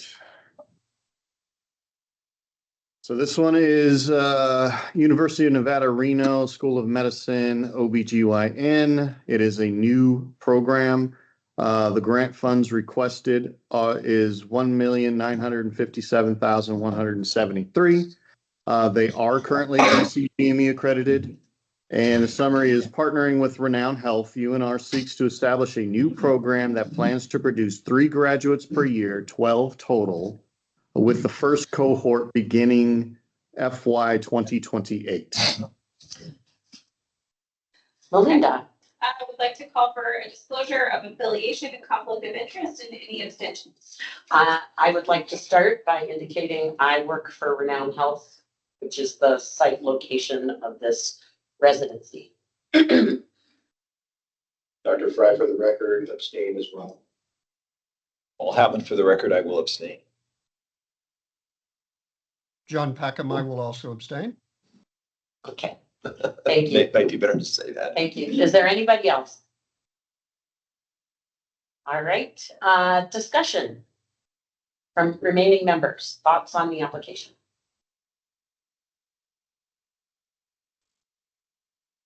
Dr. Nevsky, sorry. Thank you. Again, I just want to say this really targets a major workforce shortage area, especially in Northern Nevada, where there are no other OBGYN residency programs. UNR has a track record for successful management of residency programs. This program does also include an aspect of rural outreach and also implementation of high fidelity simulation for patient safety training in general, very supportive. Thank you. Thank you, Dr. Nexke. Dr. Raven. Thank you. My question again is whether or not the requested funding is for the exclusively training the residents at the specified program or intended to be used for other reasons, such as on page 29, where it talks about simulation resources would be used for cross specialty surgical simulation. So it would be nice to know if we were reaching out to the UNR whether or not the equipment is intended exclusively for the OBGYN program or would be utilized across various programs. So is that a parking lot question? It could be if we choose to reach out to UNR, then I would add it to my previous question. Otherwise, it's more like a rhetorical question to be considered when we do the scoring. Thank you, Dr. Raven. Mr. Van Houweling. Thank you, Chair Bossy. Mason Van Houweling for the record. I thought this was an exceptional application. New program, as Dean Netsky mentioned, an already approved initial application through the ACGME. Excellent faculty that was named in the OB and GYN subspecialties. Sharing some of the simulation equipment with general surgery is, I think, very cost effective, and it was quantified in the application. Strong partnership with an excellent hospital system in Northern Nevada, and then just really a comprehensive maternal safety simulation curriculum that was well laid out and thoughtful. So this was one of my top scoring. So well done to this applicant. Thank you, sir. Is there anybody else? I can't see if there's anybody else, speak up because I can't see anybody raising their hand. All right, hearing none. Does anybody want to change their score based on the feedback that people have given?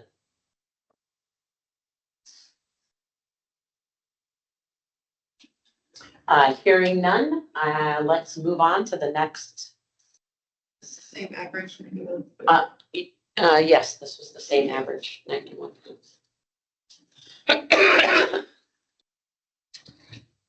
All right, Dorian, take us to number 9, please. Roger that. Thank you, sir. This one is University of Nevada, Reno School of Medicine, Pulmonary Disease and Critical Care Medicine. This is a new program. They are requesting $919,503. They are currently ACGME accredited, and the summary is partnering with Renown Health and VA Sierra Nevada Healthcare System. UNR seeks to establish a new program that plans to produce 3 graduates per year, 9 total, with the first cohort beginning FY 2028. Melinda. I would like to call for a disclosure of affiliation and conflict of interest and any abstention or recusals. Let me start off by recusing myself. I work for Renown Health. This is Dr. Fife for the record. I recuse as well. Paul Hauptman, I will recuse. And John Packham, I'm recusing myself. Thank you very much. Anybody else? All right, hearing none. Discussion, please. Thoughts about the application? Dr. Netsky. Thank you.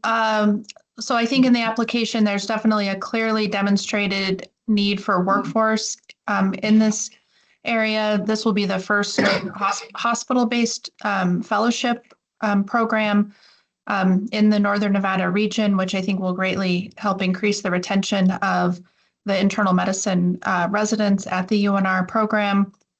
I think it's a real benefit that this program already has ACGME accreditation as well. And I believe this is the third fellowship program in the internal medicine area with geriatric medicine and hospice and palliative care. So that will be a benefit as well. Thank you. Thank you, Dr. Netsky. Dr. Raven. Thank you.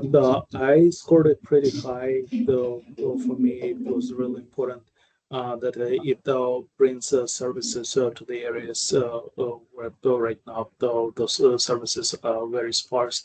It is one of the few applications that has active focus on rural areas, and I strongly support this. Thank you. Thank you. Anybody else? That's Ross Berkeley. I also echo the comments of my colleagues. I think it's a very well-designed plan. I think there's a need, and it would be very nice to see this happen. I scored it pretty highly as well. Thank you. Thank you, Dr. Berkeley. Dr. Kilburn, for the record. Yes, please.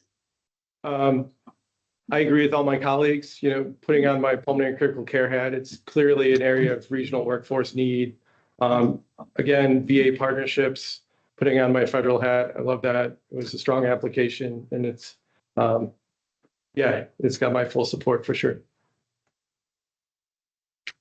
Thank you, sir. Any other comments? All right, hearing none, does anybody want to change their score based on the discussion of the application?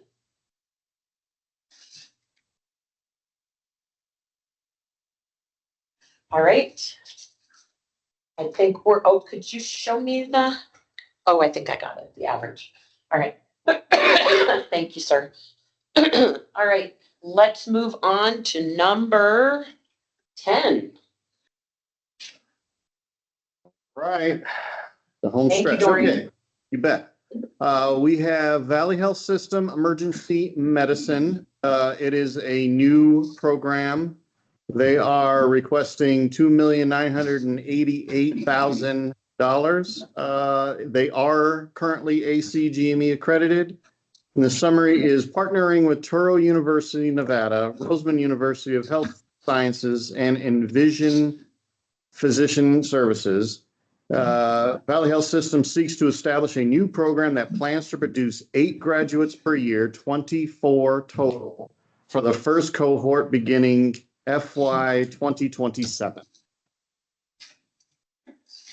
Would like to call for disclosure of affiliation and conflict of interest and any recusals.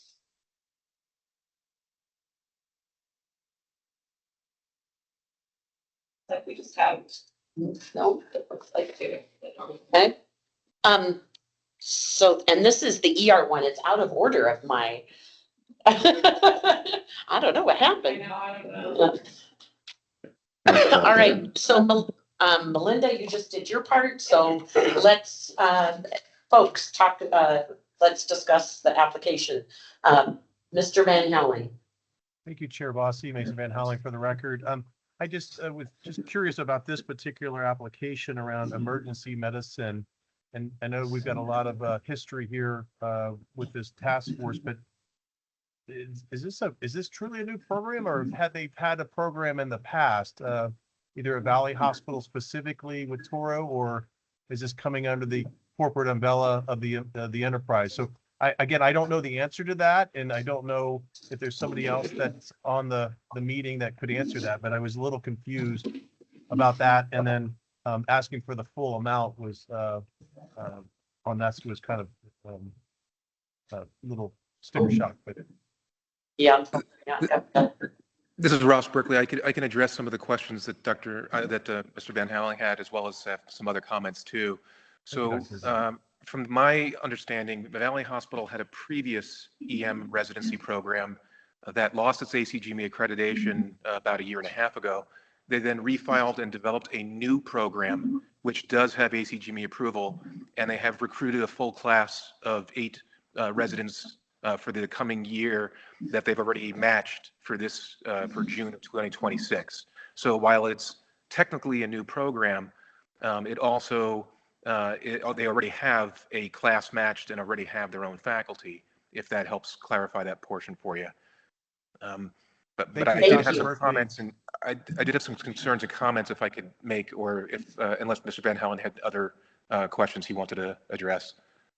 Thank you, Dr. Berkeley. I just wanted to make sure I was clear in my mind on a little bit of the history of the program. And obviously it is a much needed field. So I don't want to, I just wanted to get that history just for my knowledge. And I appreciate your expertise, Dr. Berkeley. Thanks. Yeah, Thank you, Mason. Please go ahead, Dr. Berkeley. Yes, so I did have some concerns about this application. There are several inaccuracies in it. Multiple times they talk about expansion, but there is no, from what I can see, there is no expansion planned. They make comments that the grant funding to expand would directly address barriers.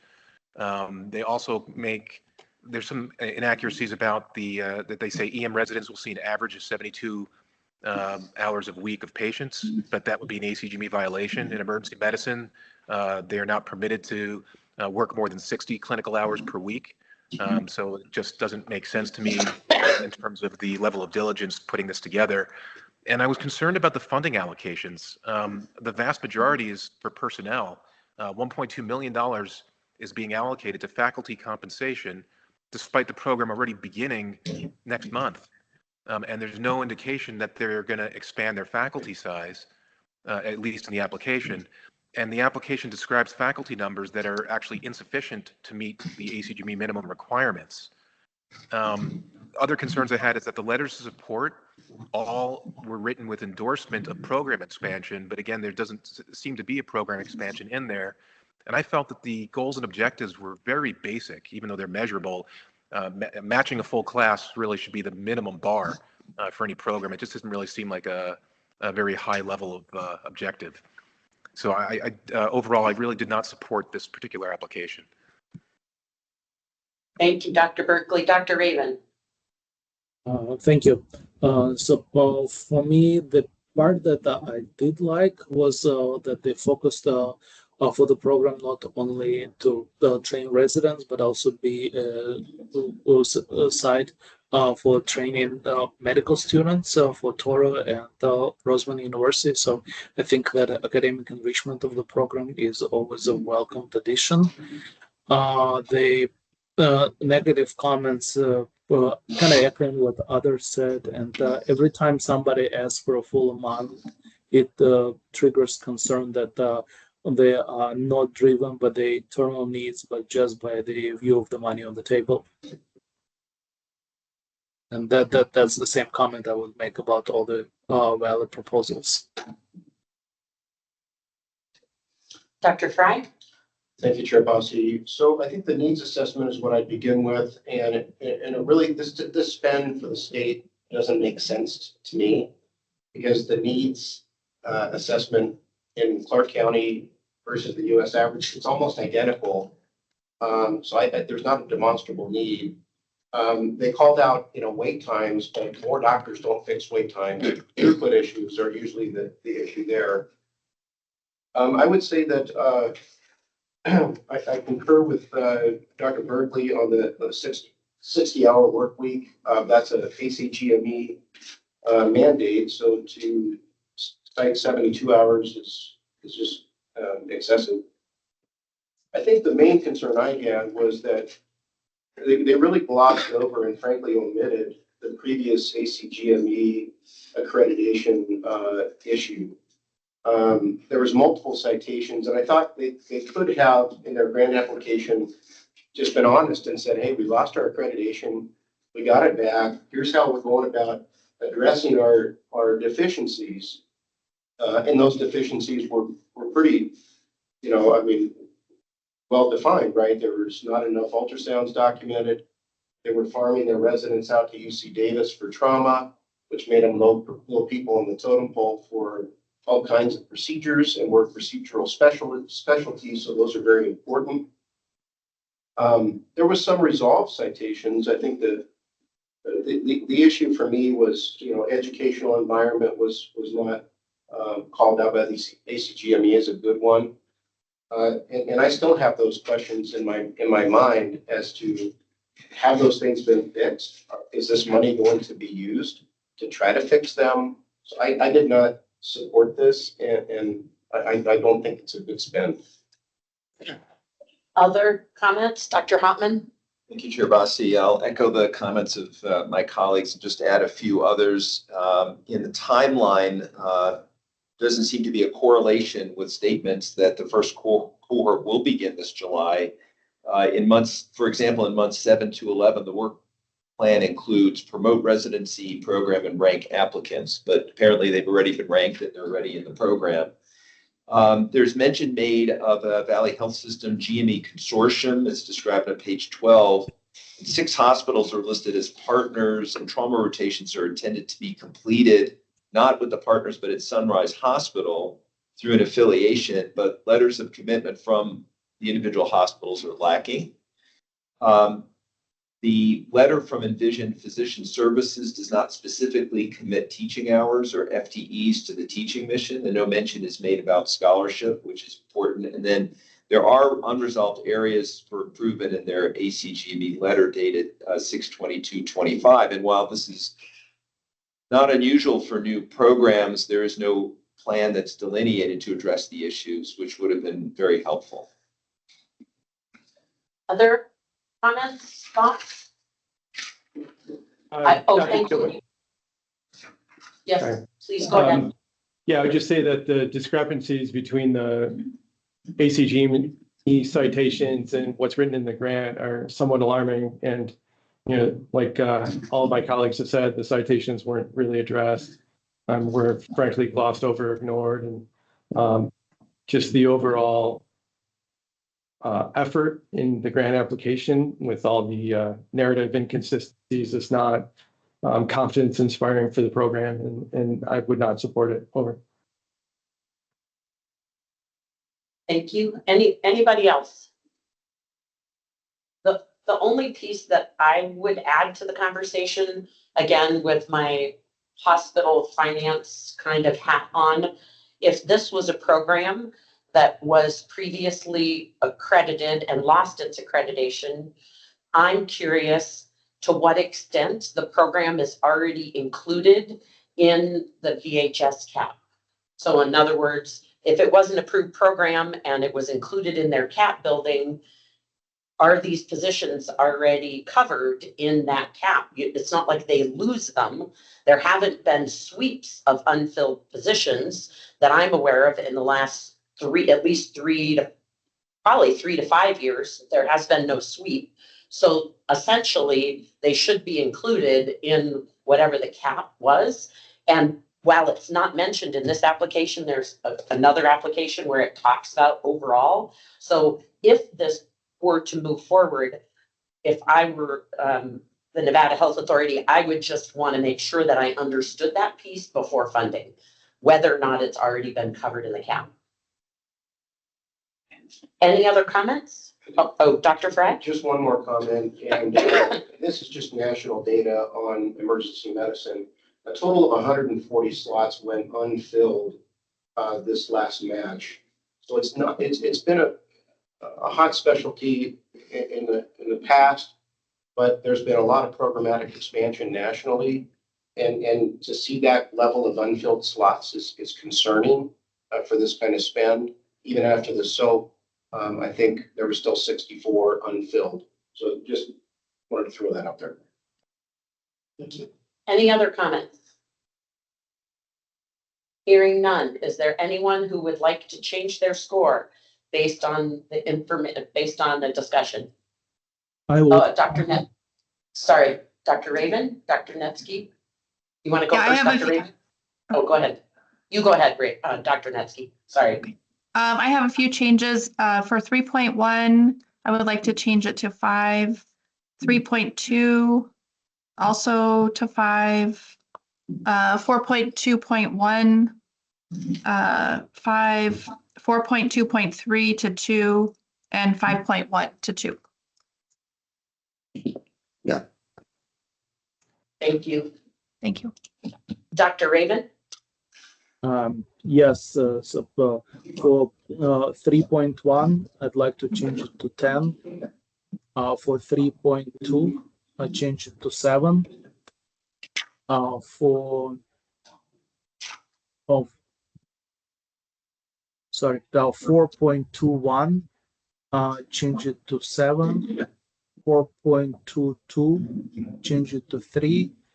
4.23, change it to 4. 4.31, change it to 3. Yeah, that would be it. Got it. That look right? That was a lot of changes. Well, it was a lot of Okay. discussion. I know it was. I just wanted to make sure Dorian's doing a great job. I just wanted to make sure it represents what you're. Everybody good? I'd like to make changes. Oh, Dr. thank Kilmer. you. Please go ahead, Dr. Kill. 3.1 changed to 5 and 3.2 changed to 5 as well. Anything else? Chris, this is Vance. I have changes as well. Oh, thank you, sir. So Vance Sparrow has changes? When you are ready. Okay, 3.16. 3.25. 3.33. 4.21. 7. 4.223. Yeah. Thank you. All right. Anybody else? Okay. Hearing none. Last call for changes. Okay. Let's move on to. Do we see the new? Oh, yeah. Well, we can't see the new average because he's not calculating. 72.18. Yeah.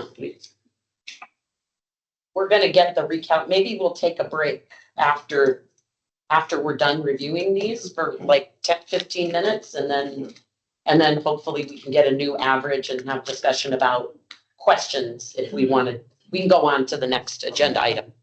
We're done. A math break. Well, and a potty break. Okay. I'm sorry, everybody. Okay, so we're moving on to, I don't know what number it is because it's not in the number of my book, but the next one that you have, Dorian, would be great. All right, application 11 is, this is the Valley Health System's Family Medicine Program. This is an existing program. The grant funds requested is $3 million. They are currently GME accredited. And the summary is partnering with Touro University, Nevada, Roseman University of Health Sciences, and Southwest Medical by Optimum Care.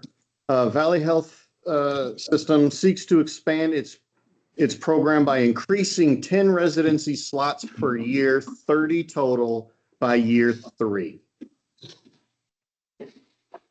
All right, Melinda. All right, so I would like to call for disclosure of affiliation, conflict of interest, and any recusal. Is there anyone? Hearing none. Let's discuss the application, please. Comments, thoughts? Dr. Fry, for the record, I don't think this is an expansion of a program. I think this is an existing program that, uses this grant money for basically 75,000 more per year per resident to subsidize their current program. And that really wasn't called out very well in the budgetary discussion. So I'm just concerned that this is not a new program. It doesn't add any slots. So I'm concerned about the value of the spend. All right, Dr. Raven? I agree with that assessment. To me, it sounds like they're just supplementing the existing program. And my other concern is that they mention they intend to serve rural population, but the way how they intend to do it is either expecting the rural population to drive to Clark County, or maybe establishing an elective for their residents, which the residents may or may not engage in.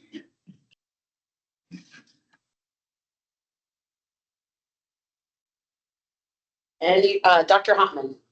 Thank you, Chair Bassi. This is an existing program, as it's been highlighted. In the application, it's stated by the Valley Health System that they're not, quote, they're not seeking to expand its complement, but rather to support and enhance the quality, sustainability, and effectiveness of the existing training program. So in my opinion, a request for $3 million in funding support, which is not tied to expansion of an existing program or development of a new program, is a much lower priority. The other thing is that a significant proportion of the $3 million of the total request, adding up to 2.19 million, is for personnel costs. But for an existing programs, these should already be covered by the health system. This is an ACGME accredited program. And in addition, they're asking for $647,000 for simulation equipment, but that raises a question about how simulation is currently being taught. And that's not explained. Are these upgrades? That may be reasonable, but for an existing program, it raises concerns. Other comments? Just one more. I thought honestly, and I guess there's no other word for it. I thought it was real sloppy. There was a lot of copy and paste errors in this application where emergency medicine and internal medicine were conflated, and kind of it really threw off the application entirely. Dr. Netsky? I also just want to point out that the letters of support for this say that they are supporting an expansion of the program. So it's, I would say, is also a discrepancy there. And I just think this fails to meet the minimum that we're looking for, which is a growth of GME. Thank you. Is there anybody else? Ross Berkeley for the record. I echo all the comments my colleagues have made and would just add that the program also failed to fill all their positions in the 2024 and 2025 matches. So it already has some challenges on top of that too, and I don't support. All right. Anybody else? I just want to add,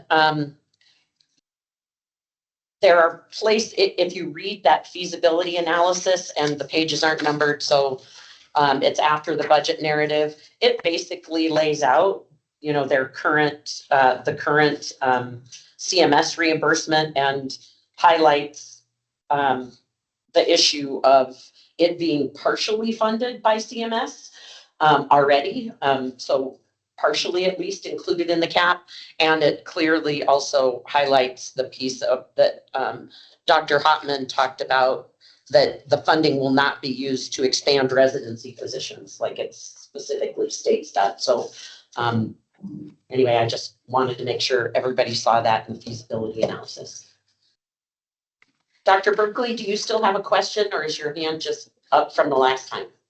Sorry, I forgot to put it down. Thank you, though. Oh, yeah. Yeah, no worries. Any other comments?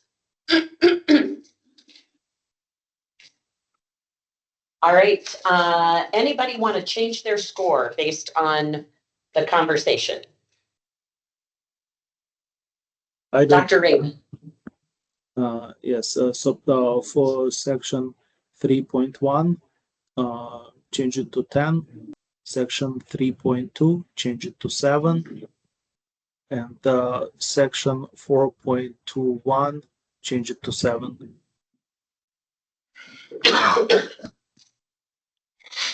Thank you. All right. And anybody else want to change their score?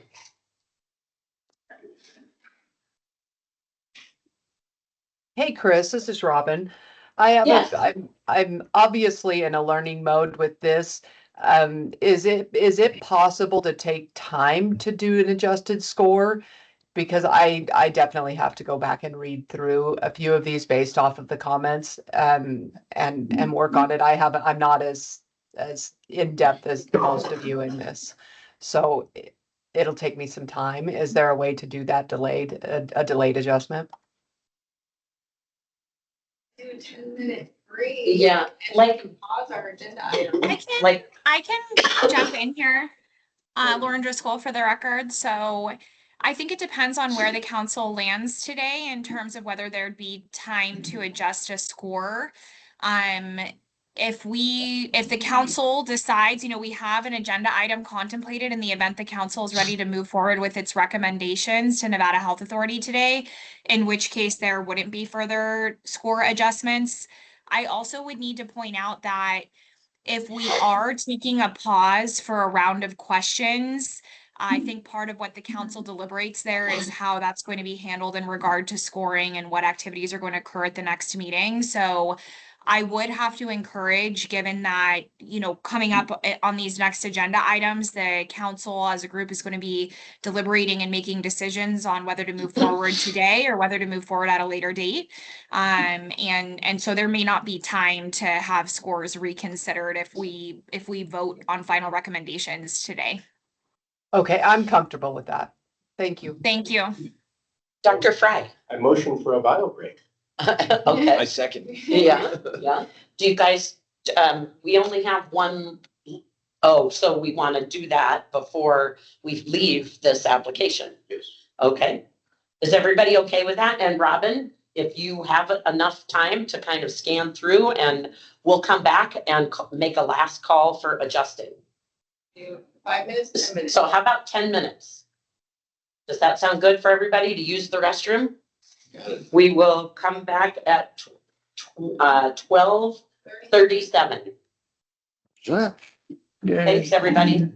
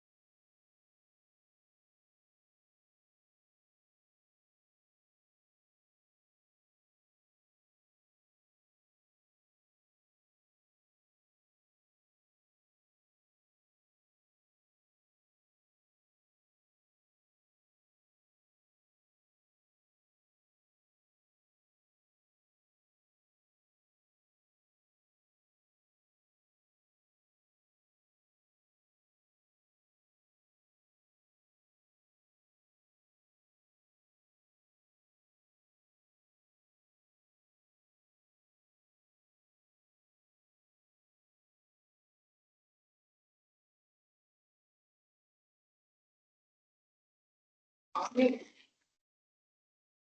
right, folks, are we ready to come back? We're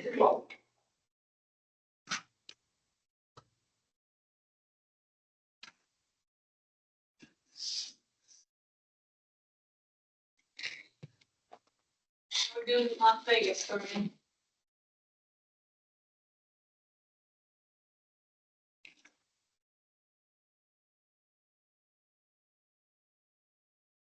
All right, let's see if this thing can log back. There we go. All right. Okay. We So, were, Robin, are you ready to share any adjustments with the group? Yes, the break was perfectly timed. Thank you. I would like to change 3.1 to 10. 3.3 to 3. 4.2.2 to 4. 4.2.3 to 3. 4.3.2 to 4. Sorry, back up one sec. 4.3.1 to 3. 4.3.3 to 4. 4.4.1 to 4. 4.4.2 to 3. And then 5.1 to 3. Thank you. got it. All right. Does that look right? That was a lot of changes.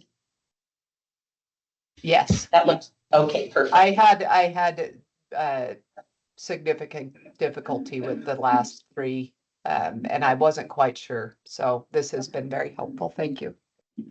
Great.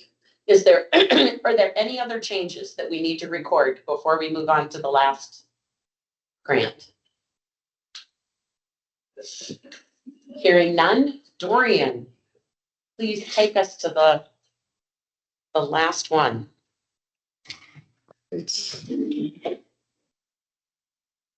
Okay, last one is the Valley Health System Internal Medicine Program. It is an existing program. They are requesting $3 million. They are ACGME accredited. And the summary is partnering with Touro University, Nevada, Roseman University of Health Sciences, and Platinum Hospitalists, LLP. Valley Health System seeks to expand its program by increasing 20 resident slots per year, 60 total by year 3. All right. So Melinda. Yes. I would like to call for a disclosure of affiliation, conflict of interest, any recusals or abstentions. Please speak now. Do you have any recusal or abstention? Hearing none, let's move on to thoughts about the grant application. You go down like you. Is it Dr. Dr. Netsky? I have similar comments to the last application. This is an existing program. As far as I can tell from reading the narrative, there is no actual increase in expenses. I also can't tell in many areas if this is internal medicine or if it is related to family medicine. And so I'm, other than just supporting the existence of the program, as it stands now, I don't really see much added benefit above what they're currently providing in their current program. Thank you. Dr. Raven? Thank you. Echoing the same statements and also the same observation as I had for the previous application. They talk about possibility of providing services to rural areas, but it's more like considered as maybe an elective. So there's absolutely no guarantee that it will ever come to life. All right. Dr. Fry? Right, for the record, so if again, just unforced errors, I think the issues of confusion were as a result of copying and pasting between their family program, their internal program, and their EM program. The first 12 months of costs seem awful generic. Rump is called out as a rural rotation, but it's not mandatory, it's an elective, so I'm not sure if they really addressed that. And then the needs assessment, I would say, just wasn't as demonstrable as other programs. So I think it's a lower priority. I just don't think I would support this overall. Dr. Houtman? I'll echo the comments of my colleagues and what was said previously. It's an existing program. And once again, the applicant states that it's not seeking to expand its complement, although it appears that it may have increased it starting in 2026. 2.69 million of the 3 million total ask is for personnel costs, but if this is an existing programs, these should already be covered by the health system, like core faculty, program director, ACGME annual dues, travel to educational conferences, etc. Others?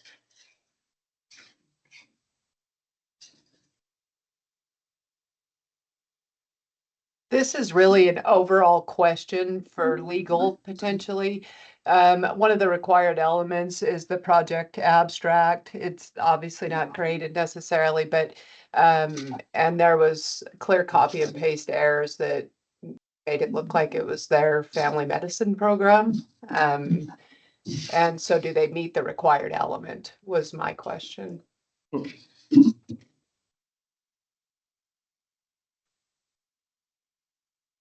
Errol, you're looking for a legal response.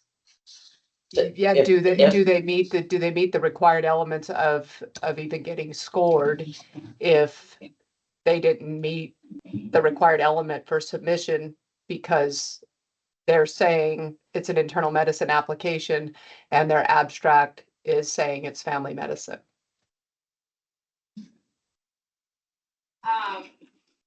I want to add on that. So the Nevada Health Authority did do a cursory review, that administrative review. And so the purpose of that was to, check and make sure that all of the elements of the application was included. And so technically, having the project abstract included was, it checked that box. Now, the content of the abstract is up for, discussion, but the actual abstract itself was included. So it did meet the requirements to be. Okay, thank you. Anybody else? Thoughts, comments on this application?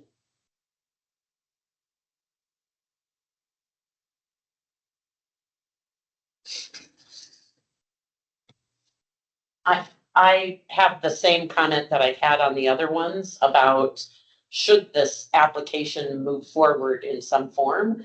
I just would want the health authority to check in on how this footprint, this program's footprint ties into the GME caps that are already part of the consortium that this program is under, just to make sure that it's not being double funded.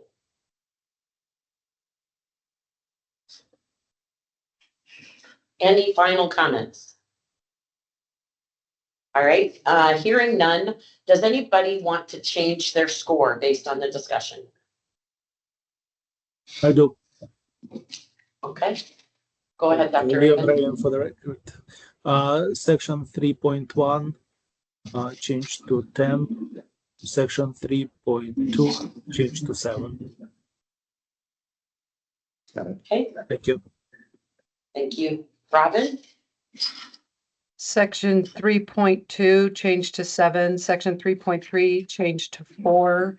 Section 4.2.3 changed to 3. Section 4.3.1 changed to 3. Section 4.4. Wait. Sorry. Okay, you said Trying to hurry for you guys. 4.1 is where we are. 4.4.1 is 4.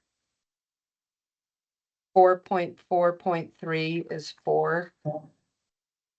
And that's it. Thank you. Dorian, do you need to ask her some more questions? Because I don't think we got all those. I did not get the last bit. Sorry, I was powering through. I thought you were I was looking at my papers and not keeping up with the screen. Where were you at, Dorian? Last one I left off on was 4.3.1 changed to 3. Okay, and then 4.4.1 changed to 4, and Okay. 4.4.3 changed to 4. Got it. Thank you. Okay. Anybody else need to change their score? Can you show the original average? Because I think I missed it. 67. Okay, thanks. All right, anybody, no additional changes. So I think we're done with this one. And we're gonna need to move on to the next agenda item. But this is the end of our application. Do you want to, before we move on to the next one, do you want to go over the average scores? The new average scores. That's a good idea. Thank you for that suggestion. Dorian, you want to do the math on this really quick? We'll hold while you do this the last two. Indeed, yes. Just give me about 10 minutes. Okay. Lauren, are we able to keep this agenda item open and maybe move to number 7? I'm just wondering if there's opportunity for discussion while Dorian. Oh yeah, that would be good. Or Gabe. Yeah, Lauren may have stepped away briefly. I would say that you can go ahead and keep it open and move to another agenda item, and the chair controls the agenda. And if that's useful as a tool for the chair to use, I think that's okay. Okay, so we're not done with item 6 yet. We're going to come back and review the adjusted average scores when Dorian gives us the high sign. But I think it would be good for us to also move forward or move on to item 7 to talk about the idea of asking questions and whether, based on the discussions we have, do we feel like we want to consider the idea of questions that will be asked to everyone uniformly? And do we think that those questions might change the outcome of our recommendations? So could we have the general conversation? So I think at first we probably need to kind of have a binary discussion. Should we ask questions or not? Do we have enough information to make reasonable recommendations? Or is there a significant need to ask for questions? So Dr. Fry and then Dr. Raven. Thanks, Chair Bossy. I would say we have enough information at hand to make the decisions we need to make today. And the reasoning behind that is based on the discussion and the scoring so far. I think additional questions such as are programs double funded would not yield us a change in the outcome. I see. Okay. Dr. Raven? I echo the statements, but I think we have enough information, and if we were to start asking minor clarifying questions and bombarding all the applicants with the same questions, so be that relevant or not relevant to the application, it may add to the confusion rather than add clarification. Okay. And anybody else want to weigh in? All right, so what I've heard is we want to skip the step of asking additional questions, which if we can, once we get, we're not at item 7 or item 8 yet on the agenda, but once we get there, it sounds like we think we're ready to make those final recommendations from this advisory board, recognizing that the health authority will then take those recommendations and consider the rest of the elements in the statute as they do their final deliberation. Does that sound right? And speak now or forever hold your peace. All right. All right, so Dorian, it's just on you. We're waiting for the new averages. No pressure. No pressure. You let us know, we'll just hang out with you until Roger you're that. ready.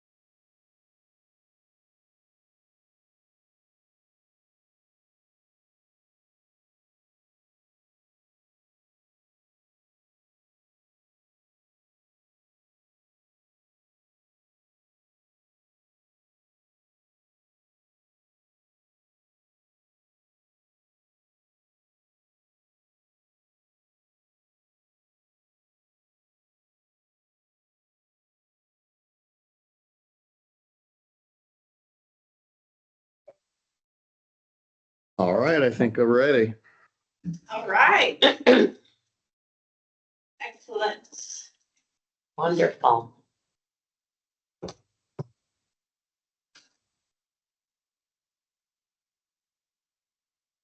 Do we want to go through each tab maybe first and look at the average score for each tab or?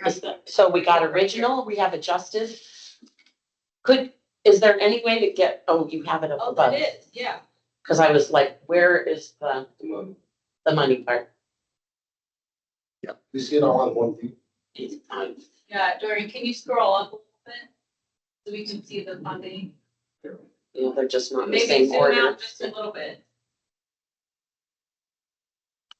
Well, Oh, nice. Perfect. That's it. Good job. Okay.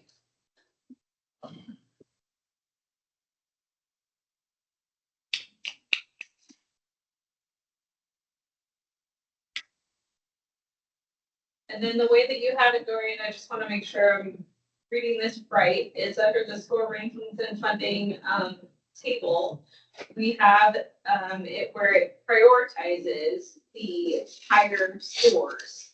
correct. Okay, so yeah. And prioritizing the higher adjusted scores. Correct, okay. So at this point, any, I guess there isn't any modifications. We already did the piece about adjusting the scores. So at this point, it sounds like we've decided no follow-up questions, and now we're going to go one by one and determine if we're approving with those people qualifying to vote and those abstaining, approving with recommended adjustments, which we've already discussed what those might look like, or not approving. Is that the three that people can vote on? I believe so. I just want to get clarification. Lauren, can you just pop in for a moment and make sure we're on the right track there? We're gonna do it line by line.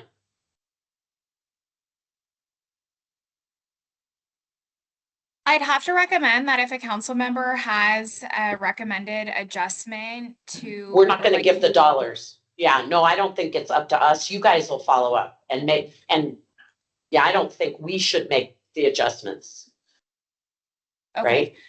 Yeah, that's not what I was trying to say. No, actually, my comment rather than is that, and I'll defer to Deputy Director Southard on this, but if a council member would have if their motion would be conditional, right? Approve with an adjustment, then it seems that they should make that motion.